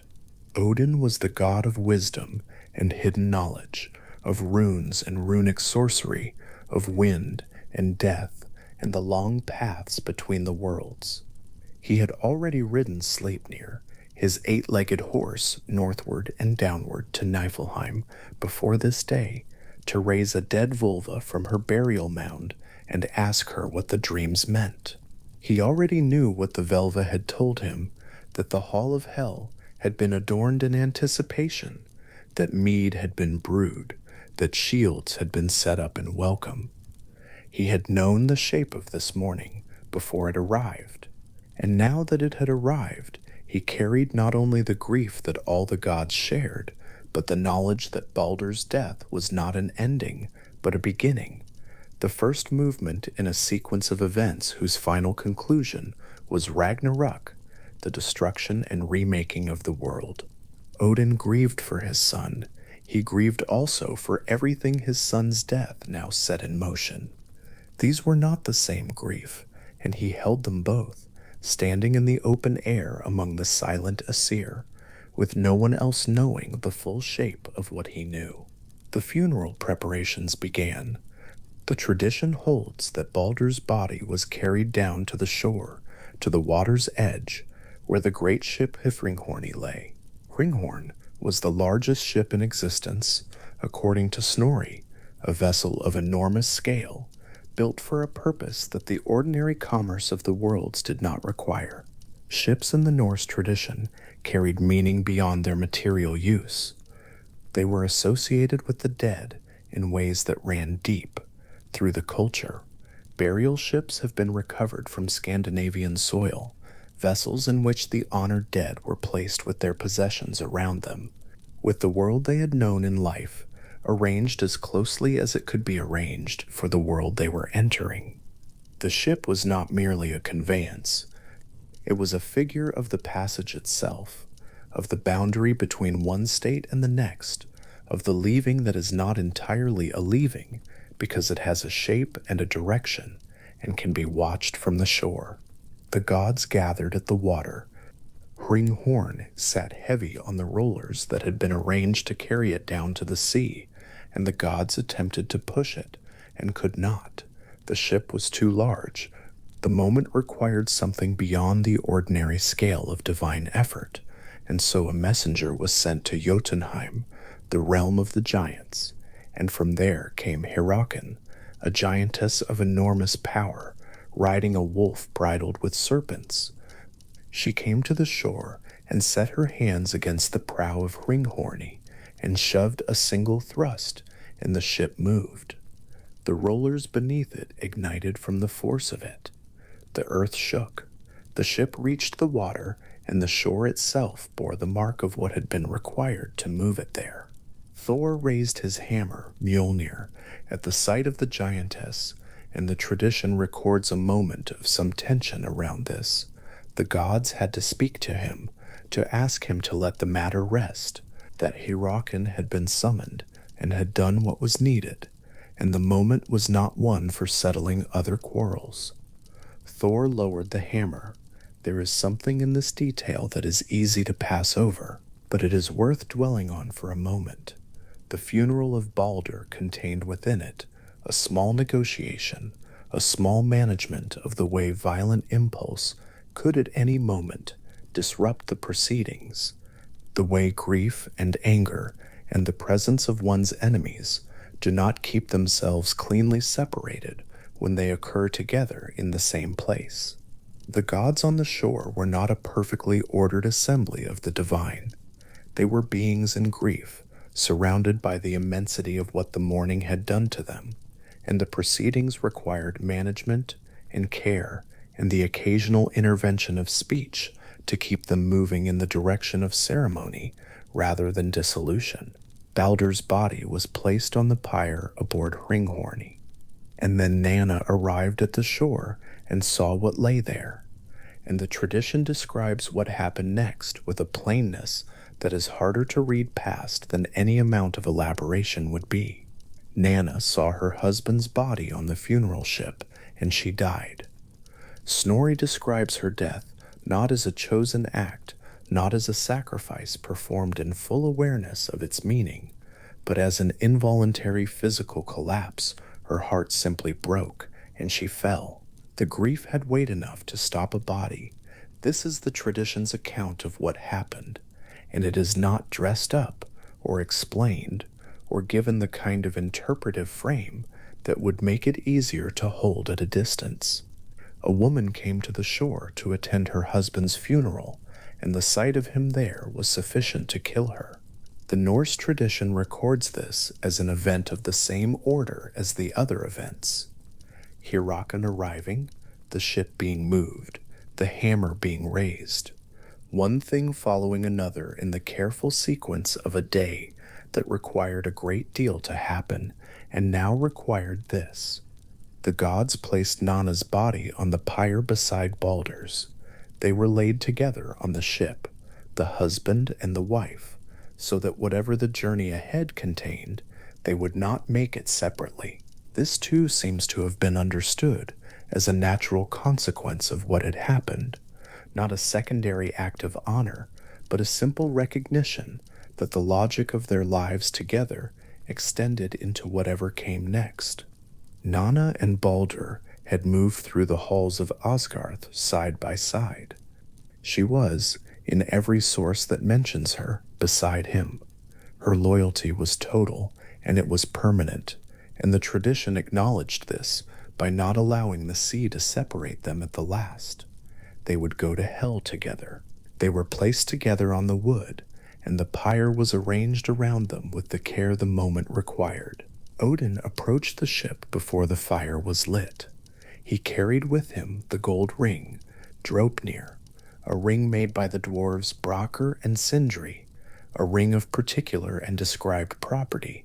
Every 9th night it produced 8 gold rings of equal weight to itself, an object of continuous generation, of abundance multiplying outward from a single source. He placed the ring on the pyre with Bald. This was a gift, or it was a burial offering, or it was both of those things, and something else as well. The tradition does not fully explain the choice, and Snorri does not editorialize about it. Odin placed the ring with his son. The ring was a thing of consequence and value, an object that did not simply sit, but produced, and he gave it into the keeping of the fire and the journey. Other things were placed on the pyre as well. Baldr's horse was driven onto the ship with its saddle and harness, led fully equipped into the fire, so that Baldr would not enter whatever he was entering without the means of movement. In the Norse tradition, as in many others, the idea that the dead might require in some form the things they had relied upon in life was not a naive or consoling fiction, but a genuine proposition about the nature of what continued. The horse was prepared and placed. The pyre was made ready. Thor consecrated the ship with Mjolnir. This was the traditional gesture, the hollowing that transformed an act of burning into a ceremony, the hammer raised over the pyre in the gesture that marked the rite as belonging to the proper order of things. Thor had nearly quarreled with the giantess on this same shore 20 minutes before, and now he stood at the water's edge, performing the oldest and most serious ritual available to the Aesir. The moment held both of those things, the god who was quick to anger and the god who hallowed the dead, and the tradition does not resolve the tension between them, because there is no tension to resolve. Both are true. Both are Thor. The hammer went up, and the fire was lit. A dwarf named Lighter ran between Thor's feet at this moment. in a detail Snorri includes without much elaboration, and Thor kicked him into the fire. This is one of those moments that the Norse tradition occasionally produces, a small, almost absurd detail sitting inside a scene of great weight, the way the living world insists on being itself, even inside ceremony. Snorri notes it and moves on. The tradition notes it and moves on. The fire takes the dwarf along with everything else, and the ship burns, and the world does not stop to explain why Leecher ran between Thor's feet in the first place, or what was meant by it. Some details in these stories have explanations that were simply not recorded. Others may never have had them. The detail sits in Gylfaginning like a small, irreducible strangeness, and then the scene continues.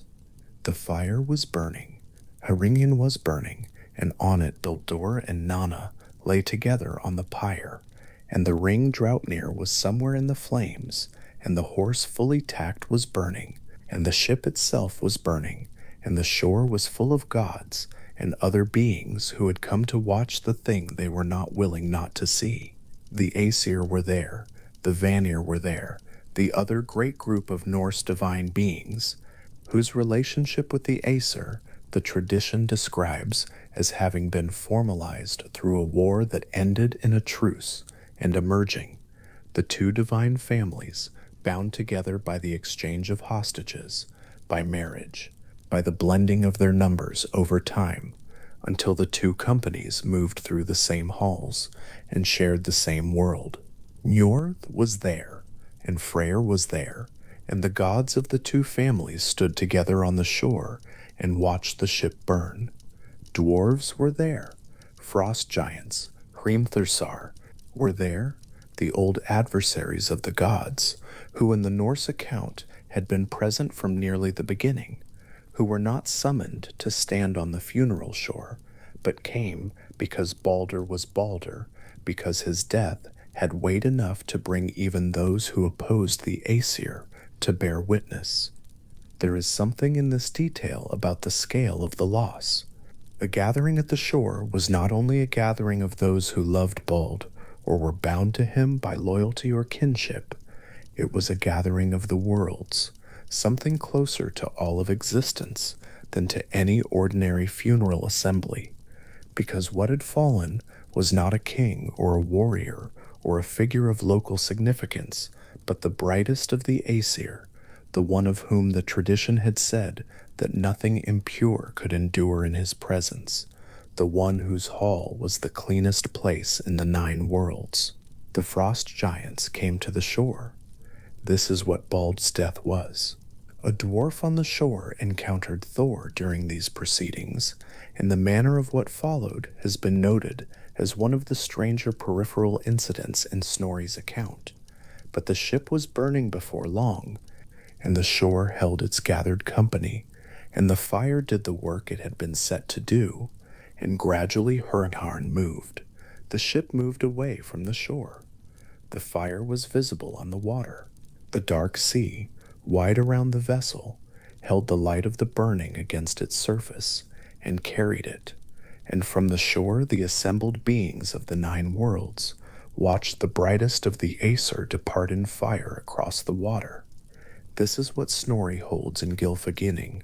This is the shape of the ceremony as he records it, drawing on older material, synthesizing sources whose full range and depth are no longer recoverable, but whose broad outlines remain in the Eddic poems and the prose synthesis Snorri produced in medieval Iceland, working in a Christian context to preserve and interpret a body of mythological material that was by his time already ancient. The funeral of Bald in the Norse tradition is one of the most fully elaborated ritual scenes in the Eddic material, the most detailed account of how the Aesir treated their dead, the most specific rendering of the ceremony that attended the crossing from the world of the living into the hall of hell. And it is strange and specific and full of the texture of a tradition that thought carefully about death and about what was owed to those who crossed it. Odin stood on the shore with the others and watched the ship go. Among everything else he carried on that shore, the knowledge of Ragnarok, the grief for his son, the weight of Draupnir given into the fire, there is a small piece of testimony from Snorri about what Odin did before the pyre was lit. He bent close to Bald and spoke into his ear. The tradition does not record what he said. This is one of the most famous lacunae in the whole of the Eddic material, the only account of a private communication between Odin and his son, the thing the Allfather said to Baldr at the last, in the hearing of no one else, is simply gone. It has been speculated about and argued over, and scholars have offered readings ranging from a runic formula to an expression of fatherly love to some piece of cosmological knowledge that Odin alone possessed and chose to share at the boundary of the fire.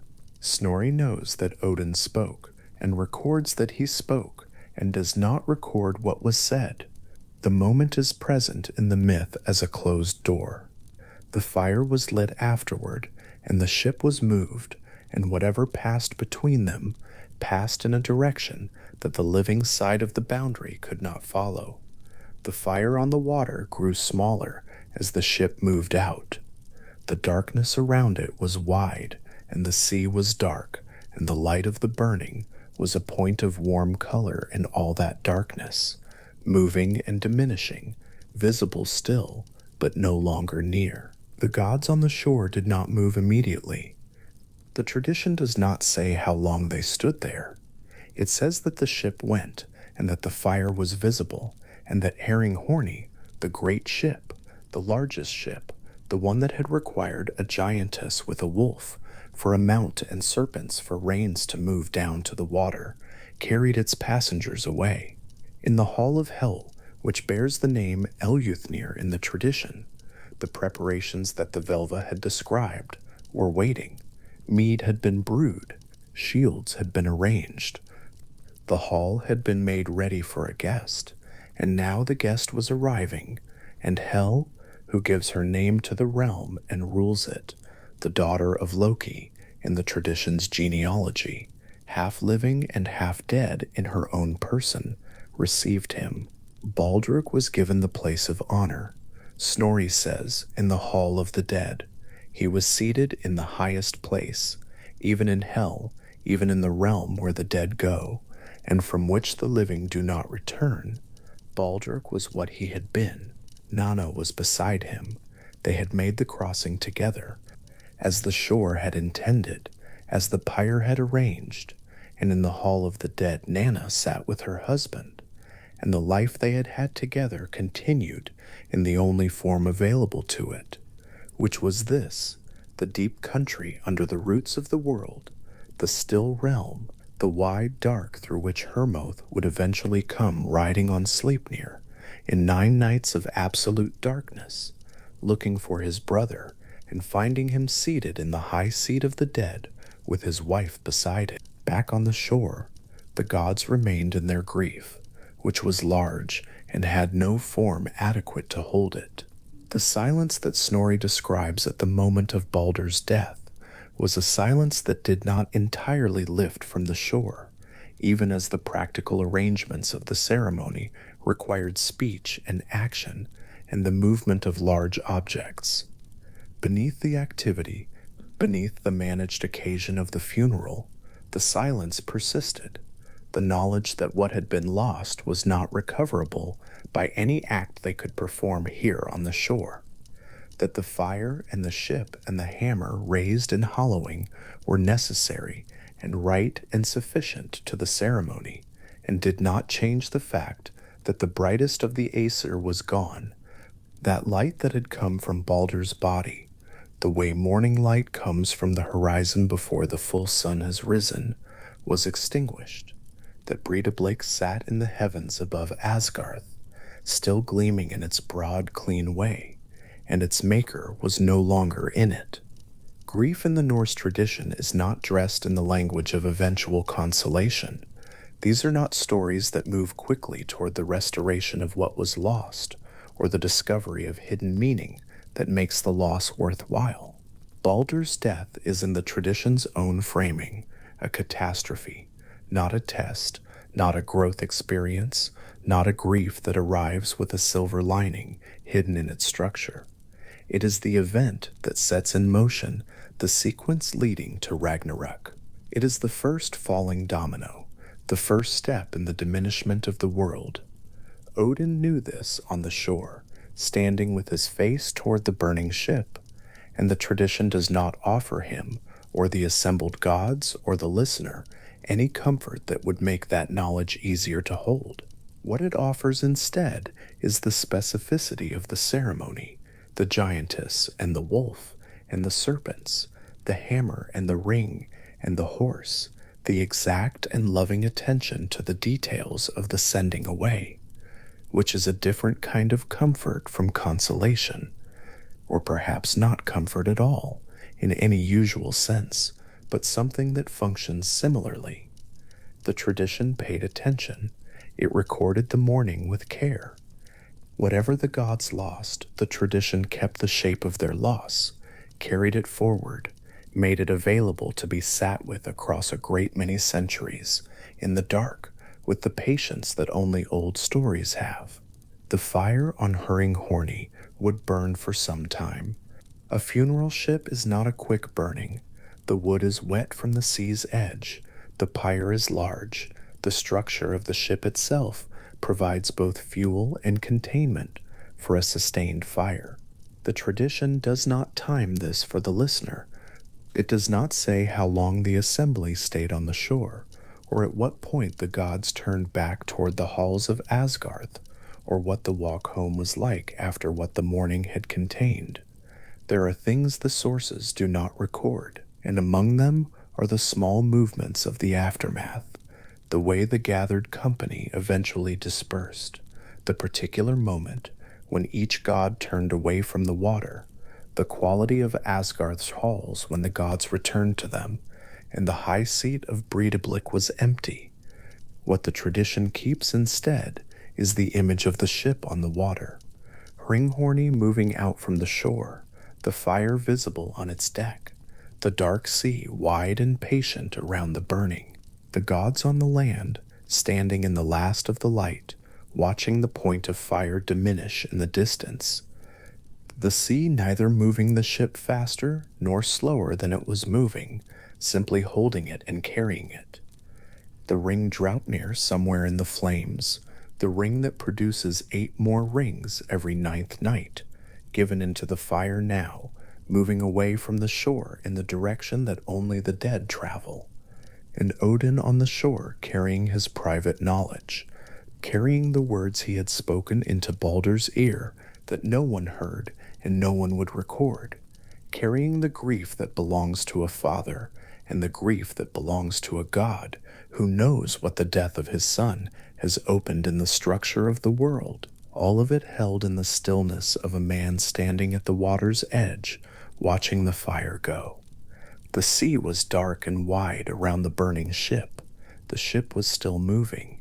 The fire was still visible from the shore, warm and distinct against the dark water, a small, clear point of light, going slowly away from the land, still burning, still moving, still present in its going, the shore receding behind it, and the dark sea opening before it, and Baldr and Nanna on the pyre together, carried forward on Hringhorni's long hull, across the water, into whatever the tradition understood to lie beyond the horizon where the ship was headed, which was the deep country, the hall of the honored dead, the place where the high seat had been prepared, and the mead had been brewed, and the shields set in their places against the walls, waiting, ready, lit from within by a light the shore could no longer see. Hermithur came to the gates of Hale's realm at the end of 9 nights, 9 nights of riding through valleys so dark that no light reached him from any direction, not from above, not reflected from the ground, not carried by any wind that moved through that deep and airless country. The cold there was not the cold of winter, which carries memory of warmth and the expectation of its return.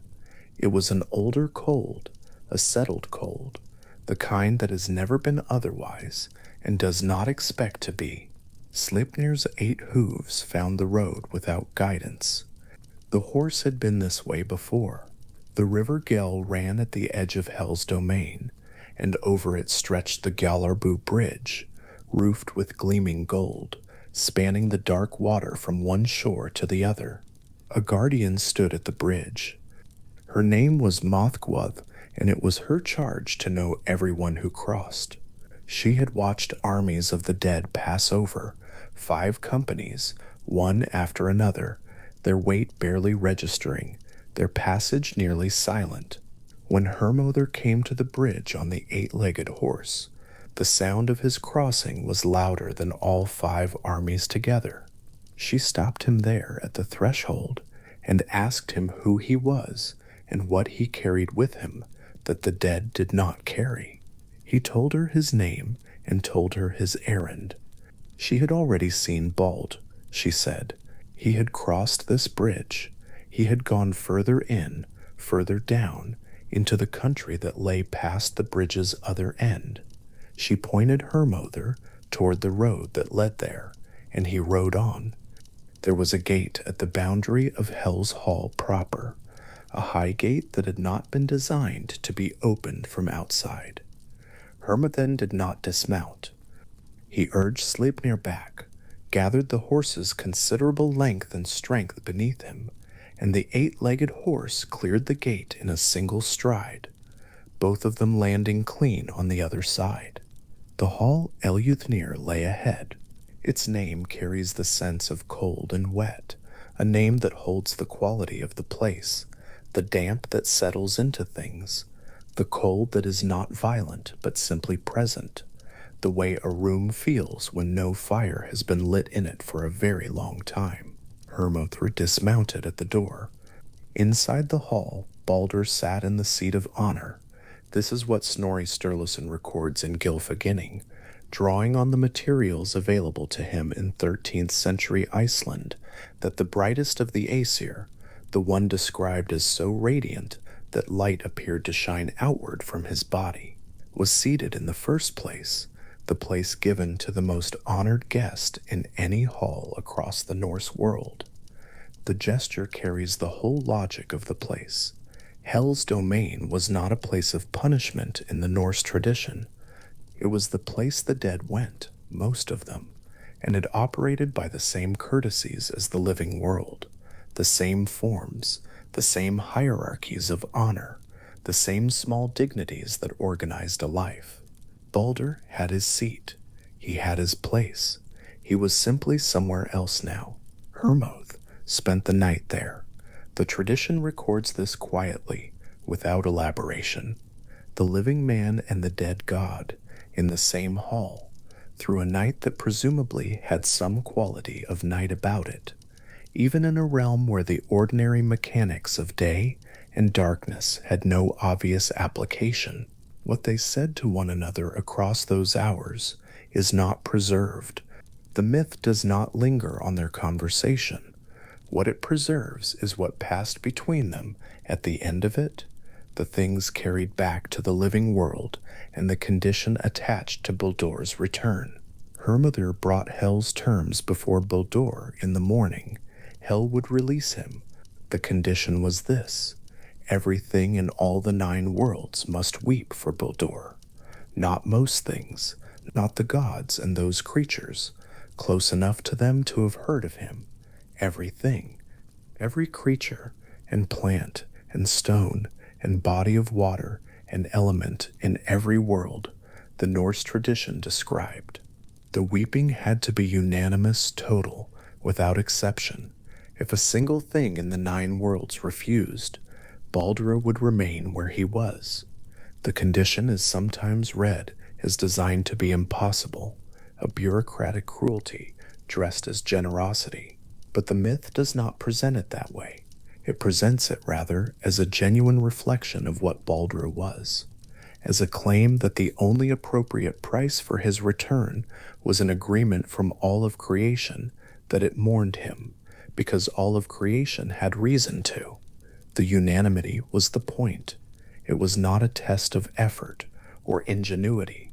It was a test of whether Baldr was what the gods believed him to be, whether the love they felt for him was matched by a love that extended through every world, into every creature and stone and root and river that the Norse cosmos contained. Baldr had something to send back with Hermother before he went.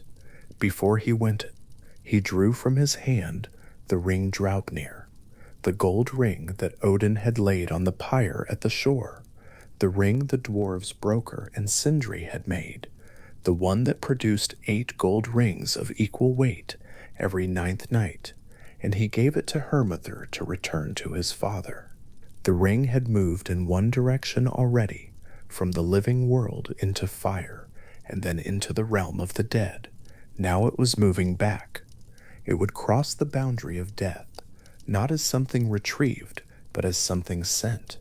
A deliberate gift from a dead son to a living father, a gesture made possible only by the fact of the death itself, carrying a kind of weight that no living gift can carry. Nanna was also in the hall. Baldr's wife had died on the shore at the site of the funeral ship. Her death is described in the tradition not as a chosen act, but as an involuntary one, her body giving way under the weight of what she saw, her heart simply stopping, the way a body sometimes does when it encounters the one thing it was not built to hold. She had been placed on the pyre beside her husband, and she had arrived in Hel's Hall the way Baldr had arrived, brought there by what had happened, not by any decision of her own. She was with him now. This fact is not given much space in the accounts, but it is there, steady and unambiguous. She was with him. Nanna sent gifts back to the living world with Hermother, a linen robe for Frigg. Additional gifts, the sources mention Fula, Frigg's handmaiden, among those who received something, chosen with the ordinary care of a woman, thinking about the people she had known and what might please them. The gesture has a quality that is hard to describe without diminishing it. Here is a woman in the Hall of the Dead, folding cloth, selecting gifts, extending through the one available channel the same courtesies she would have extended in any ordinary visit between halls. The domestic gesture does not shrink in the face of the context, it holds its shape. She was still herself, still the person who thought about what Frigg would want, who remembered Fulla and considered what was appropriate for her. Death had moved her to another hall. It had not unmade her. Hermoth rode back. He carried the ring and the messages and the folded cloth upward and northward through the dark valleys, the same road reversed, the same cold passed through in the opposite direction. When he arrived in Asgarth and delivered what he carried, the gods received it in the only way the detail suggests they could, with the particular grief of people being given gifts they would rather not have had, the gifts themselves being proof of the distance that made them possible. The gods sent messengers throughout all 9 worlds with the news of Hel's condition. The weeping began, everything wept. The tradition says this plainly, and the plainness of it is worth sitting with for a moment. The myth claims that trees wept for Bald, and stones wept for him, and metals wept for him, and the earth itself gave up its tears in the form of the frost that forms on cold surfaces when the air is warm, the condensation that the Norse poets called the weeping of cold things. Fire wept, water wept, the animals of every kind wept. The claim is extravagant in the most literal sense. It extends beyond any reasonable boundary, past the edge of the human world and the divine world, and into the inanimate world, into the very substance of the cosmos. And the tradition makes it without apology. This is what Baldr's loss meant. This is how the myth chose to express it.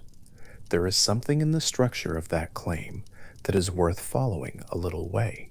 The weeping of every creature and element is not primarily a device for establishing the stakes. It is a theological statement about the nature of what Baldr was, and by extension, about the nature of the loss. In the Norse tradition, as Snorri presents it, Baldr's Hall Breidablik was the purest of all divine dwellings, the place where nothing unclean or treacherous could exist.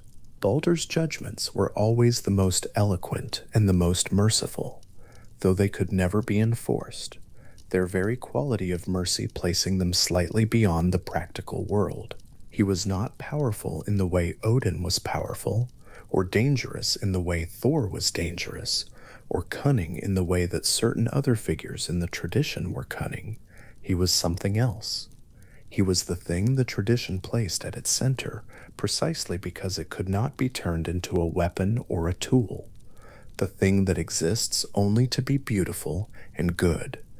When every living and unliving thing weeps for someone, the myth is saying that every living and unliving thing recognized what they had.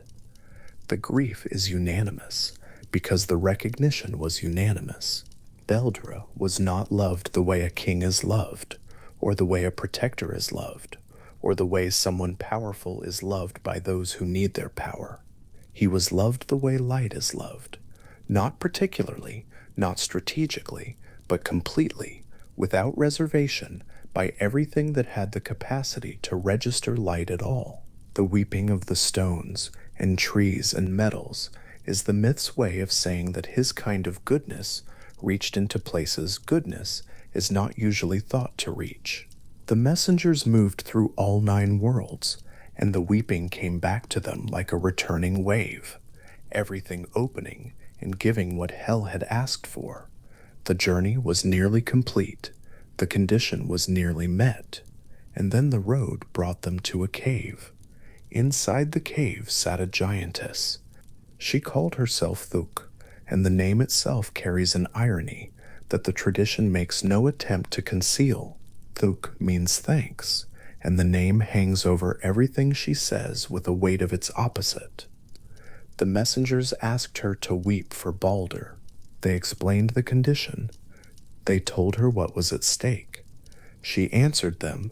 The tradition preserves her words in verse, in Gylfaginning, a brief, cold stanza that has the quality of a door being shut. She said that Baldr had done nothing for her.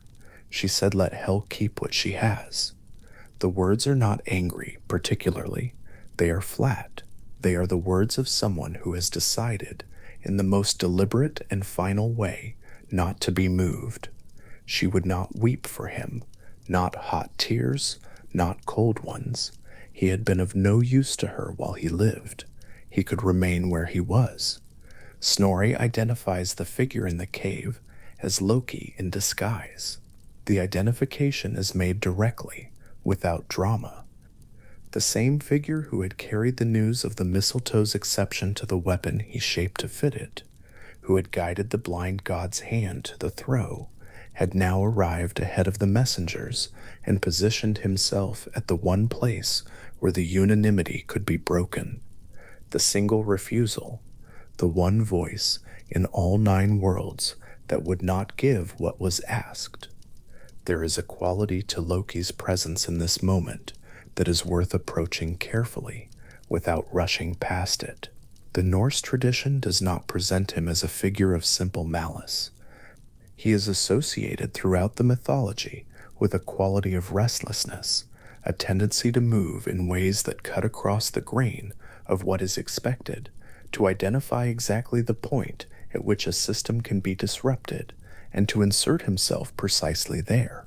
The myths that involve him show someone who seems to be responding less to hatred than to something more unsettled than that, an incapacity for the kind of stillness the other gods could maintain, a nature that moved toward edges and gaps the way water moves toward low ground, not because the water chooses to, but because that is how water moves. Whether this constitutes an explanation or only a description is a question the tradition leaves open. The myth does not offer Loki's inner state in that cave. It gives his words, which are words of refusal. It names him, and then it moves on. What sits behind those words, what he wanted or feared or could not contain, is not a question the surviving texts answer in any complete way. They preserve the act and its consequences. The interior of the act belongs to the silence that the stories did not fill. The condition was void. One refusal was enough. Hell kept her bargain in the negative direction. Everything in the 9 worlds had wept, except one, and the exception held. Baldr would not return. Not then. Not through that door, by that mechanism, under those terms. He would remain in Eleuthir, in the seat of honor, with Nanna beside him, and the folded cloth she had sent to Frigg already gone, with the ring Draupnir already on its way back to Odin's hand, across the distance between the worlds. The gods received the news of the refusal. The tradition does not describe their response to it at any length, and perhaps that is right. There is a particular quality of exhaustion that belongs to a grief that has been extended, drawn out through hope and effort, and near arrival, and then turned back at the last moment. The silence that follows that particular kind of grief is different from the silence that followed the first news of Baldr's death on the field where the games were played. That first silence was the silence of incomprehension. This silence, the silence after the failed return, was a knowing silence. They had understood the shape of the loss now. They had tried to turn it. They had been shown that it could not be turned. They held what remained. What remained, in one sense, was everything the myth had established before the loss. The memory of Brightest, broad and gleaming in the upper air of Asgarth, the purest of all divine dwellings. The memory of Bald among the gods, the one whose judgments were always too merciful to be enforced, the one from whose body light appeared to shine outward, the way early morning light radiates from the horizon before the full disk of the sun has cleared it. The memory of Nanna moving beside him through the halls, her loyalty taking the particular form it would later demonstrate. A loyalty stronger than the boundary between the living and the dead, strong enough to follow him past the shore and the fire and into the country beyond the Gallerbu Bridge. What remained, in another sense, was the world itself. The Norse tradition held that Baldr's death was not only a loss in itself, but a first unraveling, the beginning of the sequence of events that would lead eventually to Ragnarok, the great ending in which the world as the gods had built it would be unmade. Odin's grief, in the tradition as Snorri records it, was the deepest of all the gods' grief, partly for this reason. He alone understood, or bore the heaviest portion of the understanding, that Baldr's death was not an ending unto itself. It was the first thread pulled from a weaving that was still largely intact, but would not always be. Ragnarok is not a subject that belongs to the particular path this narration has followed. The road from Breidablik to the shore to the dark valleys, to Hell's Gate and back. But the Völuspá, the prophecy of the seeress, one of the central poems of the Poetic Edda, holds a vision that belongs here, at this particular moment of rest. The Völva, whose voice carries the poem, sees the great ending and moves through it, the world shaken apart, the sea rising to swallow the land, the sky darkening, the sun falling from her path, the high flames sweeping from one end of the world to the other, the gods meeting the fates that had been approaching them since long before any of them were ready. The poem does not linger in that ending. It does not rest there. It carries forward, because the Völva's vision carries forward into what comes after. After the fire and the water, the earth rises again from the sea. This is what the Völva describes in language of extraordinary simplicity. The earth rises. The fields are there, unsown, and they bear grain anyway. The eagle flies over the waterfall. The world is wet and new and very quiet.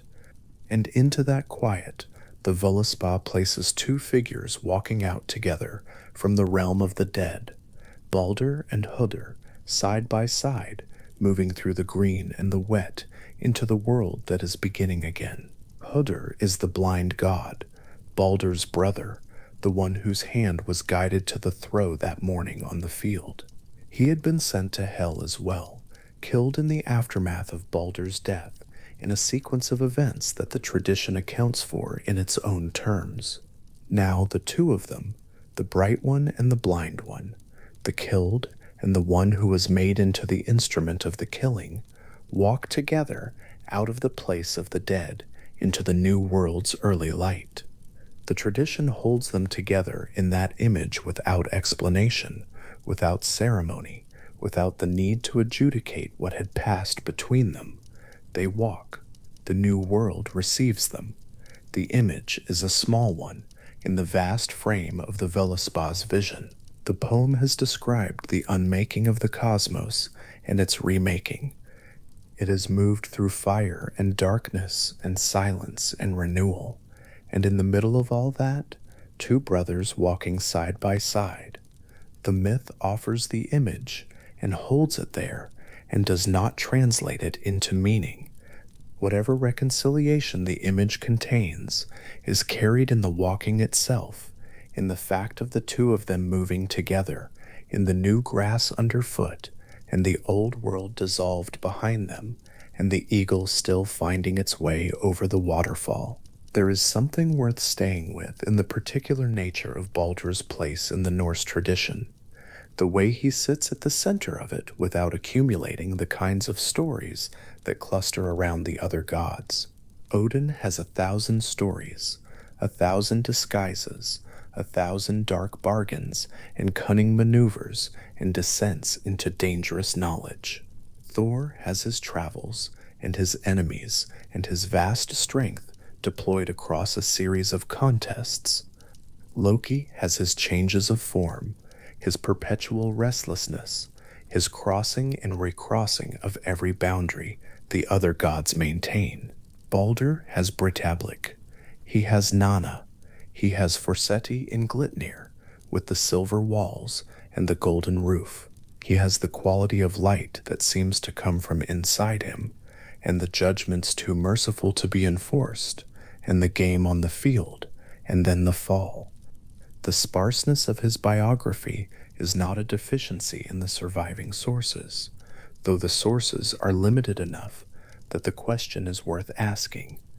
It seems rather to be part of what he is in the tradition, a figure who exists primarily as the thing that is lost, whose meaning is in the quality of the absence he creates when he goes.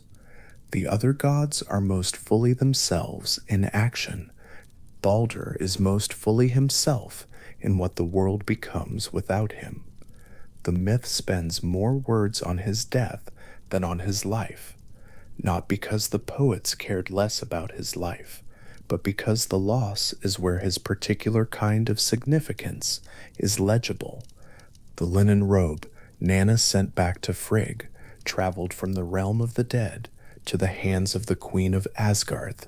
Frigg, whose hall Fensalir stood in the Fenlands, the goddess of foreknowledge, who had moved through all 9 worlds, extracting sworn oaths from every category of existing thing, who had spoken with fire and water and iron and the roots of trees, building her wall of protection, one promise at a time, had now received cloth from her dead daughter-in-law, sent across the boundary.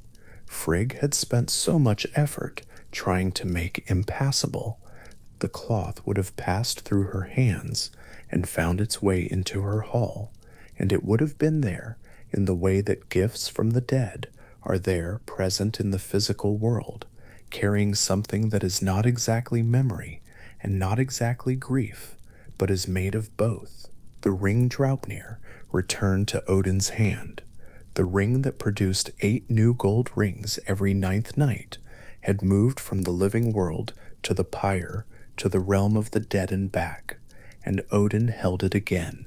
Every 9th night it would keep producing its 8 rings the way it had before. The cycle it enacted, that quiet, continuous generation of the same thing from itself, over and over, on its own time, would continue regardless of what had happened around it, because that was the nature of what Broker and Sindri had made. The ring did not stop because Baldr was dead. It did not stop because Hel kept him. It would keep producing its 8 rings when the world ended, and when the world was remade, and when Baldr walked back out of Hel's domain into the green and wet of the new earth. Whatever the ring was doing, it was doing it still. Blaiddablik stood in the upper air without its owner. The hall that could hold nothing unclean or false or treacherous had been built to reflect what Baldrez was. The Grimnismal says that few evil things are known there. The hall and its owner were, in the tradition, continuous, the space and extension of the person, the purity of the dwelling, a purity of character made architectural, given a location in the world. A hall without its lord is a particular kind of emptiness in the Norse tradition, where the hall is the primary site of communal life, where the relationship between a ruler and his dwelling is intimate and defining. Breidablik sat empty, the way a hall built to hold a very particular kind of light sits empty when the light is not in it. The world the Norse tradition describes continued. Odin moved through it, carrying knowledge that could not be put down. Frigga continued in Fensalir. Forseti continued in Glitnir, presiding over the disputes brought before him, inheriting, as the son of Baldr and Nanna, something of his father's quality of gentle wisdom, a predisposition toward resolution and mercy that the tradition associates with Baldr's own judgments. The gods of Asgard continue doing what gods do in that tradition, in the great web of stories that the Norse poets maintained across generations, through the centuries that separated the earliest oral accounts from Snorri's 13th century synthesis, from the world in which those stories were first told to the world in which they survive. Somewhere in those 9 nights of riding, Hermod passed through the darkest point of the road, the deepest valley, where he could not see his own hands in front of him, where Sleipnir moved by something other than sight, where the cold was at its most settled and complete. That moment would not last. The road had direction. It moved even there, even through the absolute dark, toward the bridge over the Gjöll and the gleam of gold that roofed it, and past that toward the gate, and past the gate toward the cold and faintly lit hall where Baldrez sat in the place of honor, with the ring still on his hand, and Nanna beside him, still herself, still choosing what to send back to the people who had known her. The 9 nights of riding through perfect darkness, not dramatic darkness, not the darkness of storm or violence, but the steady, settled darkness of a country that has never been otherwise, have a quality that is worth staying with at this particular hour. There is a way in which that darkness is not frightening in the telling. Hermod survived it. Sleipnir found the road. The mission had a shape, and the shape had a direction, and the direction had a destination. The darkness was simply what the road passed through. It did not mean anything beyond itself. It was not a punishment or a test. It was the territory between the living world and the place the dead go, described with the particular Norse matter-of-factness that applies to journeys into extraordinary landscapes. There was a road. Someone rode it. The road was dark and cold for 9 nights. Then there was a bridge. The tradition holds the bridge over the Gjöll as a threshold. The detail of the gold roof is there in Snorri's account. The bridge roofed with gleaming gold, tended by Mothkudh, spanning the dark river that marked the edge of Hel's proper domain. The bridge is functional, not ornamental. It does the work bridges do. But the gold roof is specific enough to feel like something chosen, a detail that carries a quality of unexpected brightness at the edge of the darkest country. The the kind of thing that stays in the mind once it arrives there, the gleaming surface over the dark water, the living rider crossing it, making more noise than 5 armies of the dead, carrying the weight that only the living carry, the weight of breath and blood, and the particular urgency of someone with somewhere specific to be. Baldr will remain in Eljuthnir until after Ragnarok. This is the shape the tradition gives the story, and it is worth receiving in the form the tradition actually gives it, which is not a form of pure tragedy. The Voluspa does not end in the fire.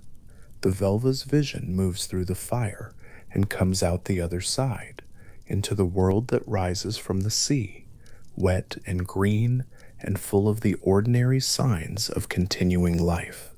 The eagle over the waterfall, the unsown fields bearing grain, and the 2 brothers walking together. The Norse tradition holds the ending of the world and the beginning of the next one in the same poem, in the same breath almost. This is not an accident or a consolation added after the fact to soften an otherwise grim cosmology. It is the structure of the thing, the cosmological frame that the tradition built, in which the destruction of the world as it is constitutes the ground of the world as it will be. Baldr's presence in the new world is not an afterthought, it is a structural feature. He is the first major loss of the old world, and one of the first presences named in the new one. He goes in with the first unraveling. He comes back with the first morning, for now the hall Eljuthnir holds what it holds. The ring Draupnir is back in Odin's hand, moving through its quiet 9-night cycle. Nanna's cloth is in Frigg's hall in Fensalir. The Gjallarbu Bridge stands over the dark river with its gold roof, and Mothgweth is there, watching for whatever comes next. Sleipnir has made the journey in both directions now, and knows the road completely, the 8 hooves carrying whatever weight is placed on them through whatever darkness the road requires. The valley between the living world and the dead one is still there, cold and dark, the kind of cold that has never been otherwise, the kind of dark that does not diminish or increase, but simply persists, steady as stone, patient as everything in that country is patient. And somewhere ahead, the Velva's vision waits, the great ending still at its appointed distance, the world still, the shape the tradition describes it being, the gods undisturbed in the ways they are undisturbed. The stories still moving through whatever they move through on their way from one generation to the next. The 2 brothers walking out of hell into the new morning, the fields green, the eagle finding the waterfall without anyone having to show it where to go, the world rising from the sea, beginning again, ordinary and ancient and entirely itself, the way it will be when it has been remade from everything the fire left behind. This is where the narration rests. The myth goes on without it,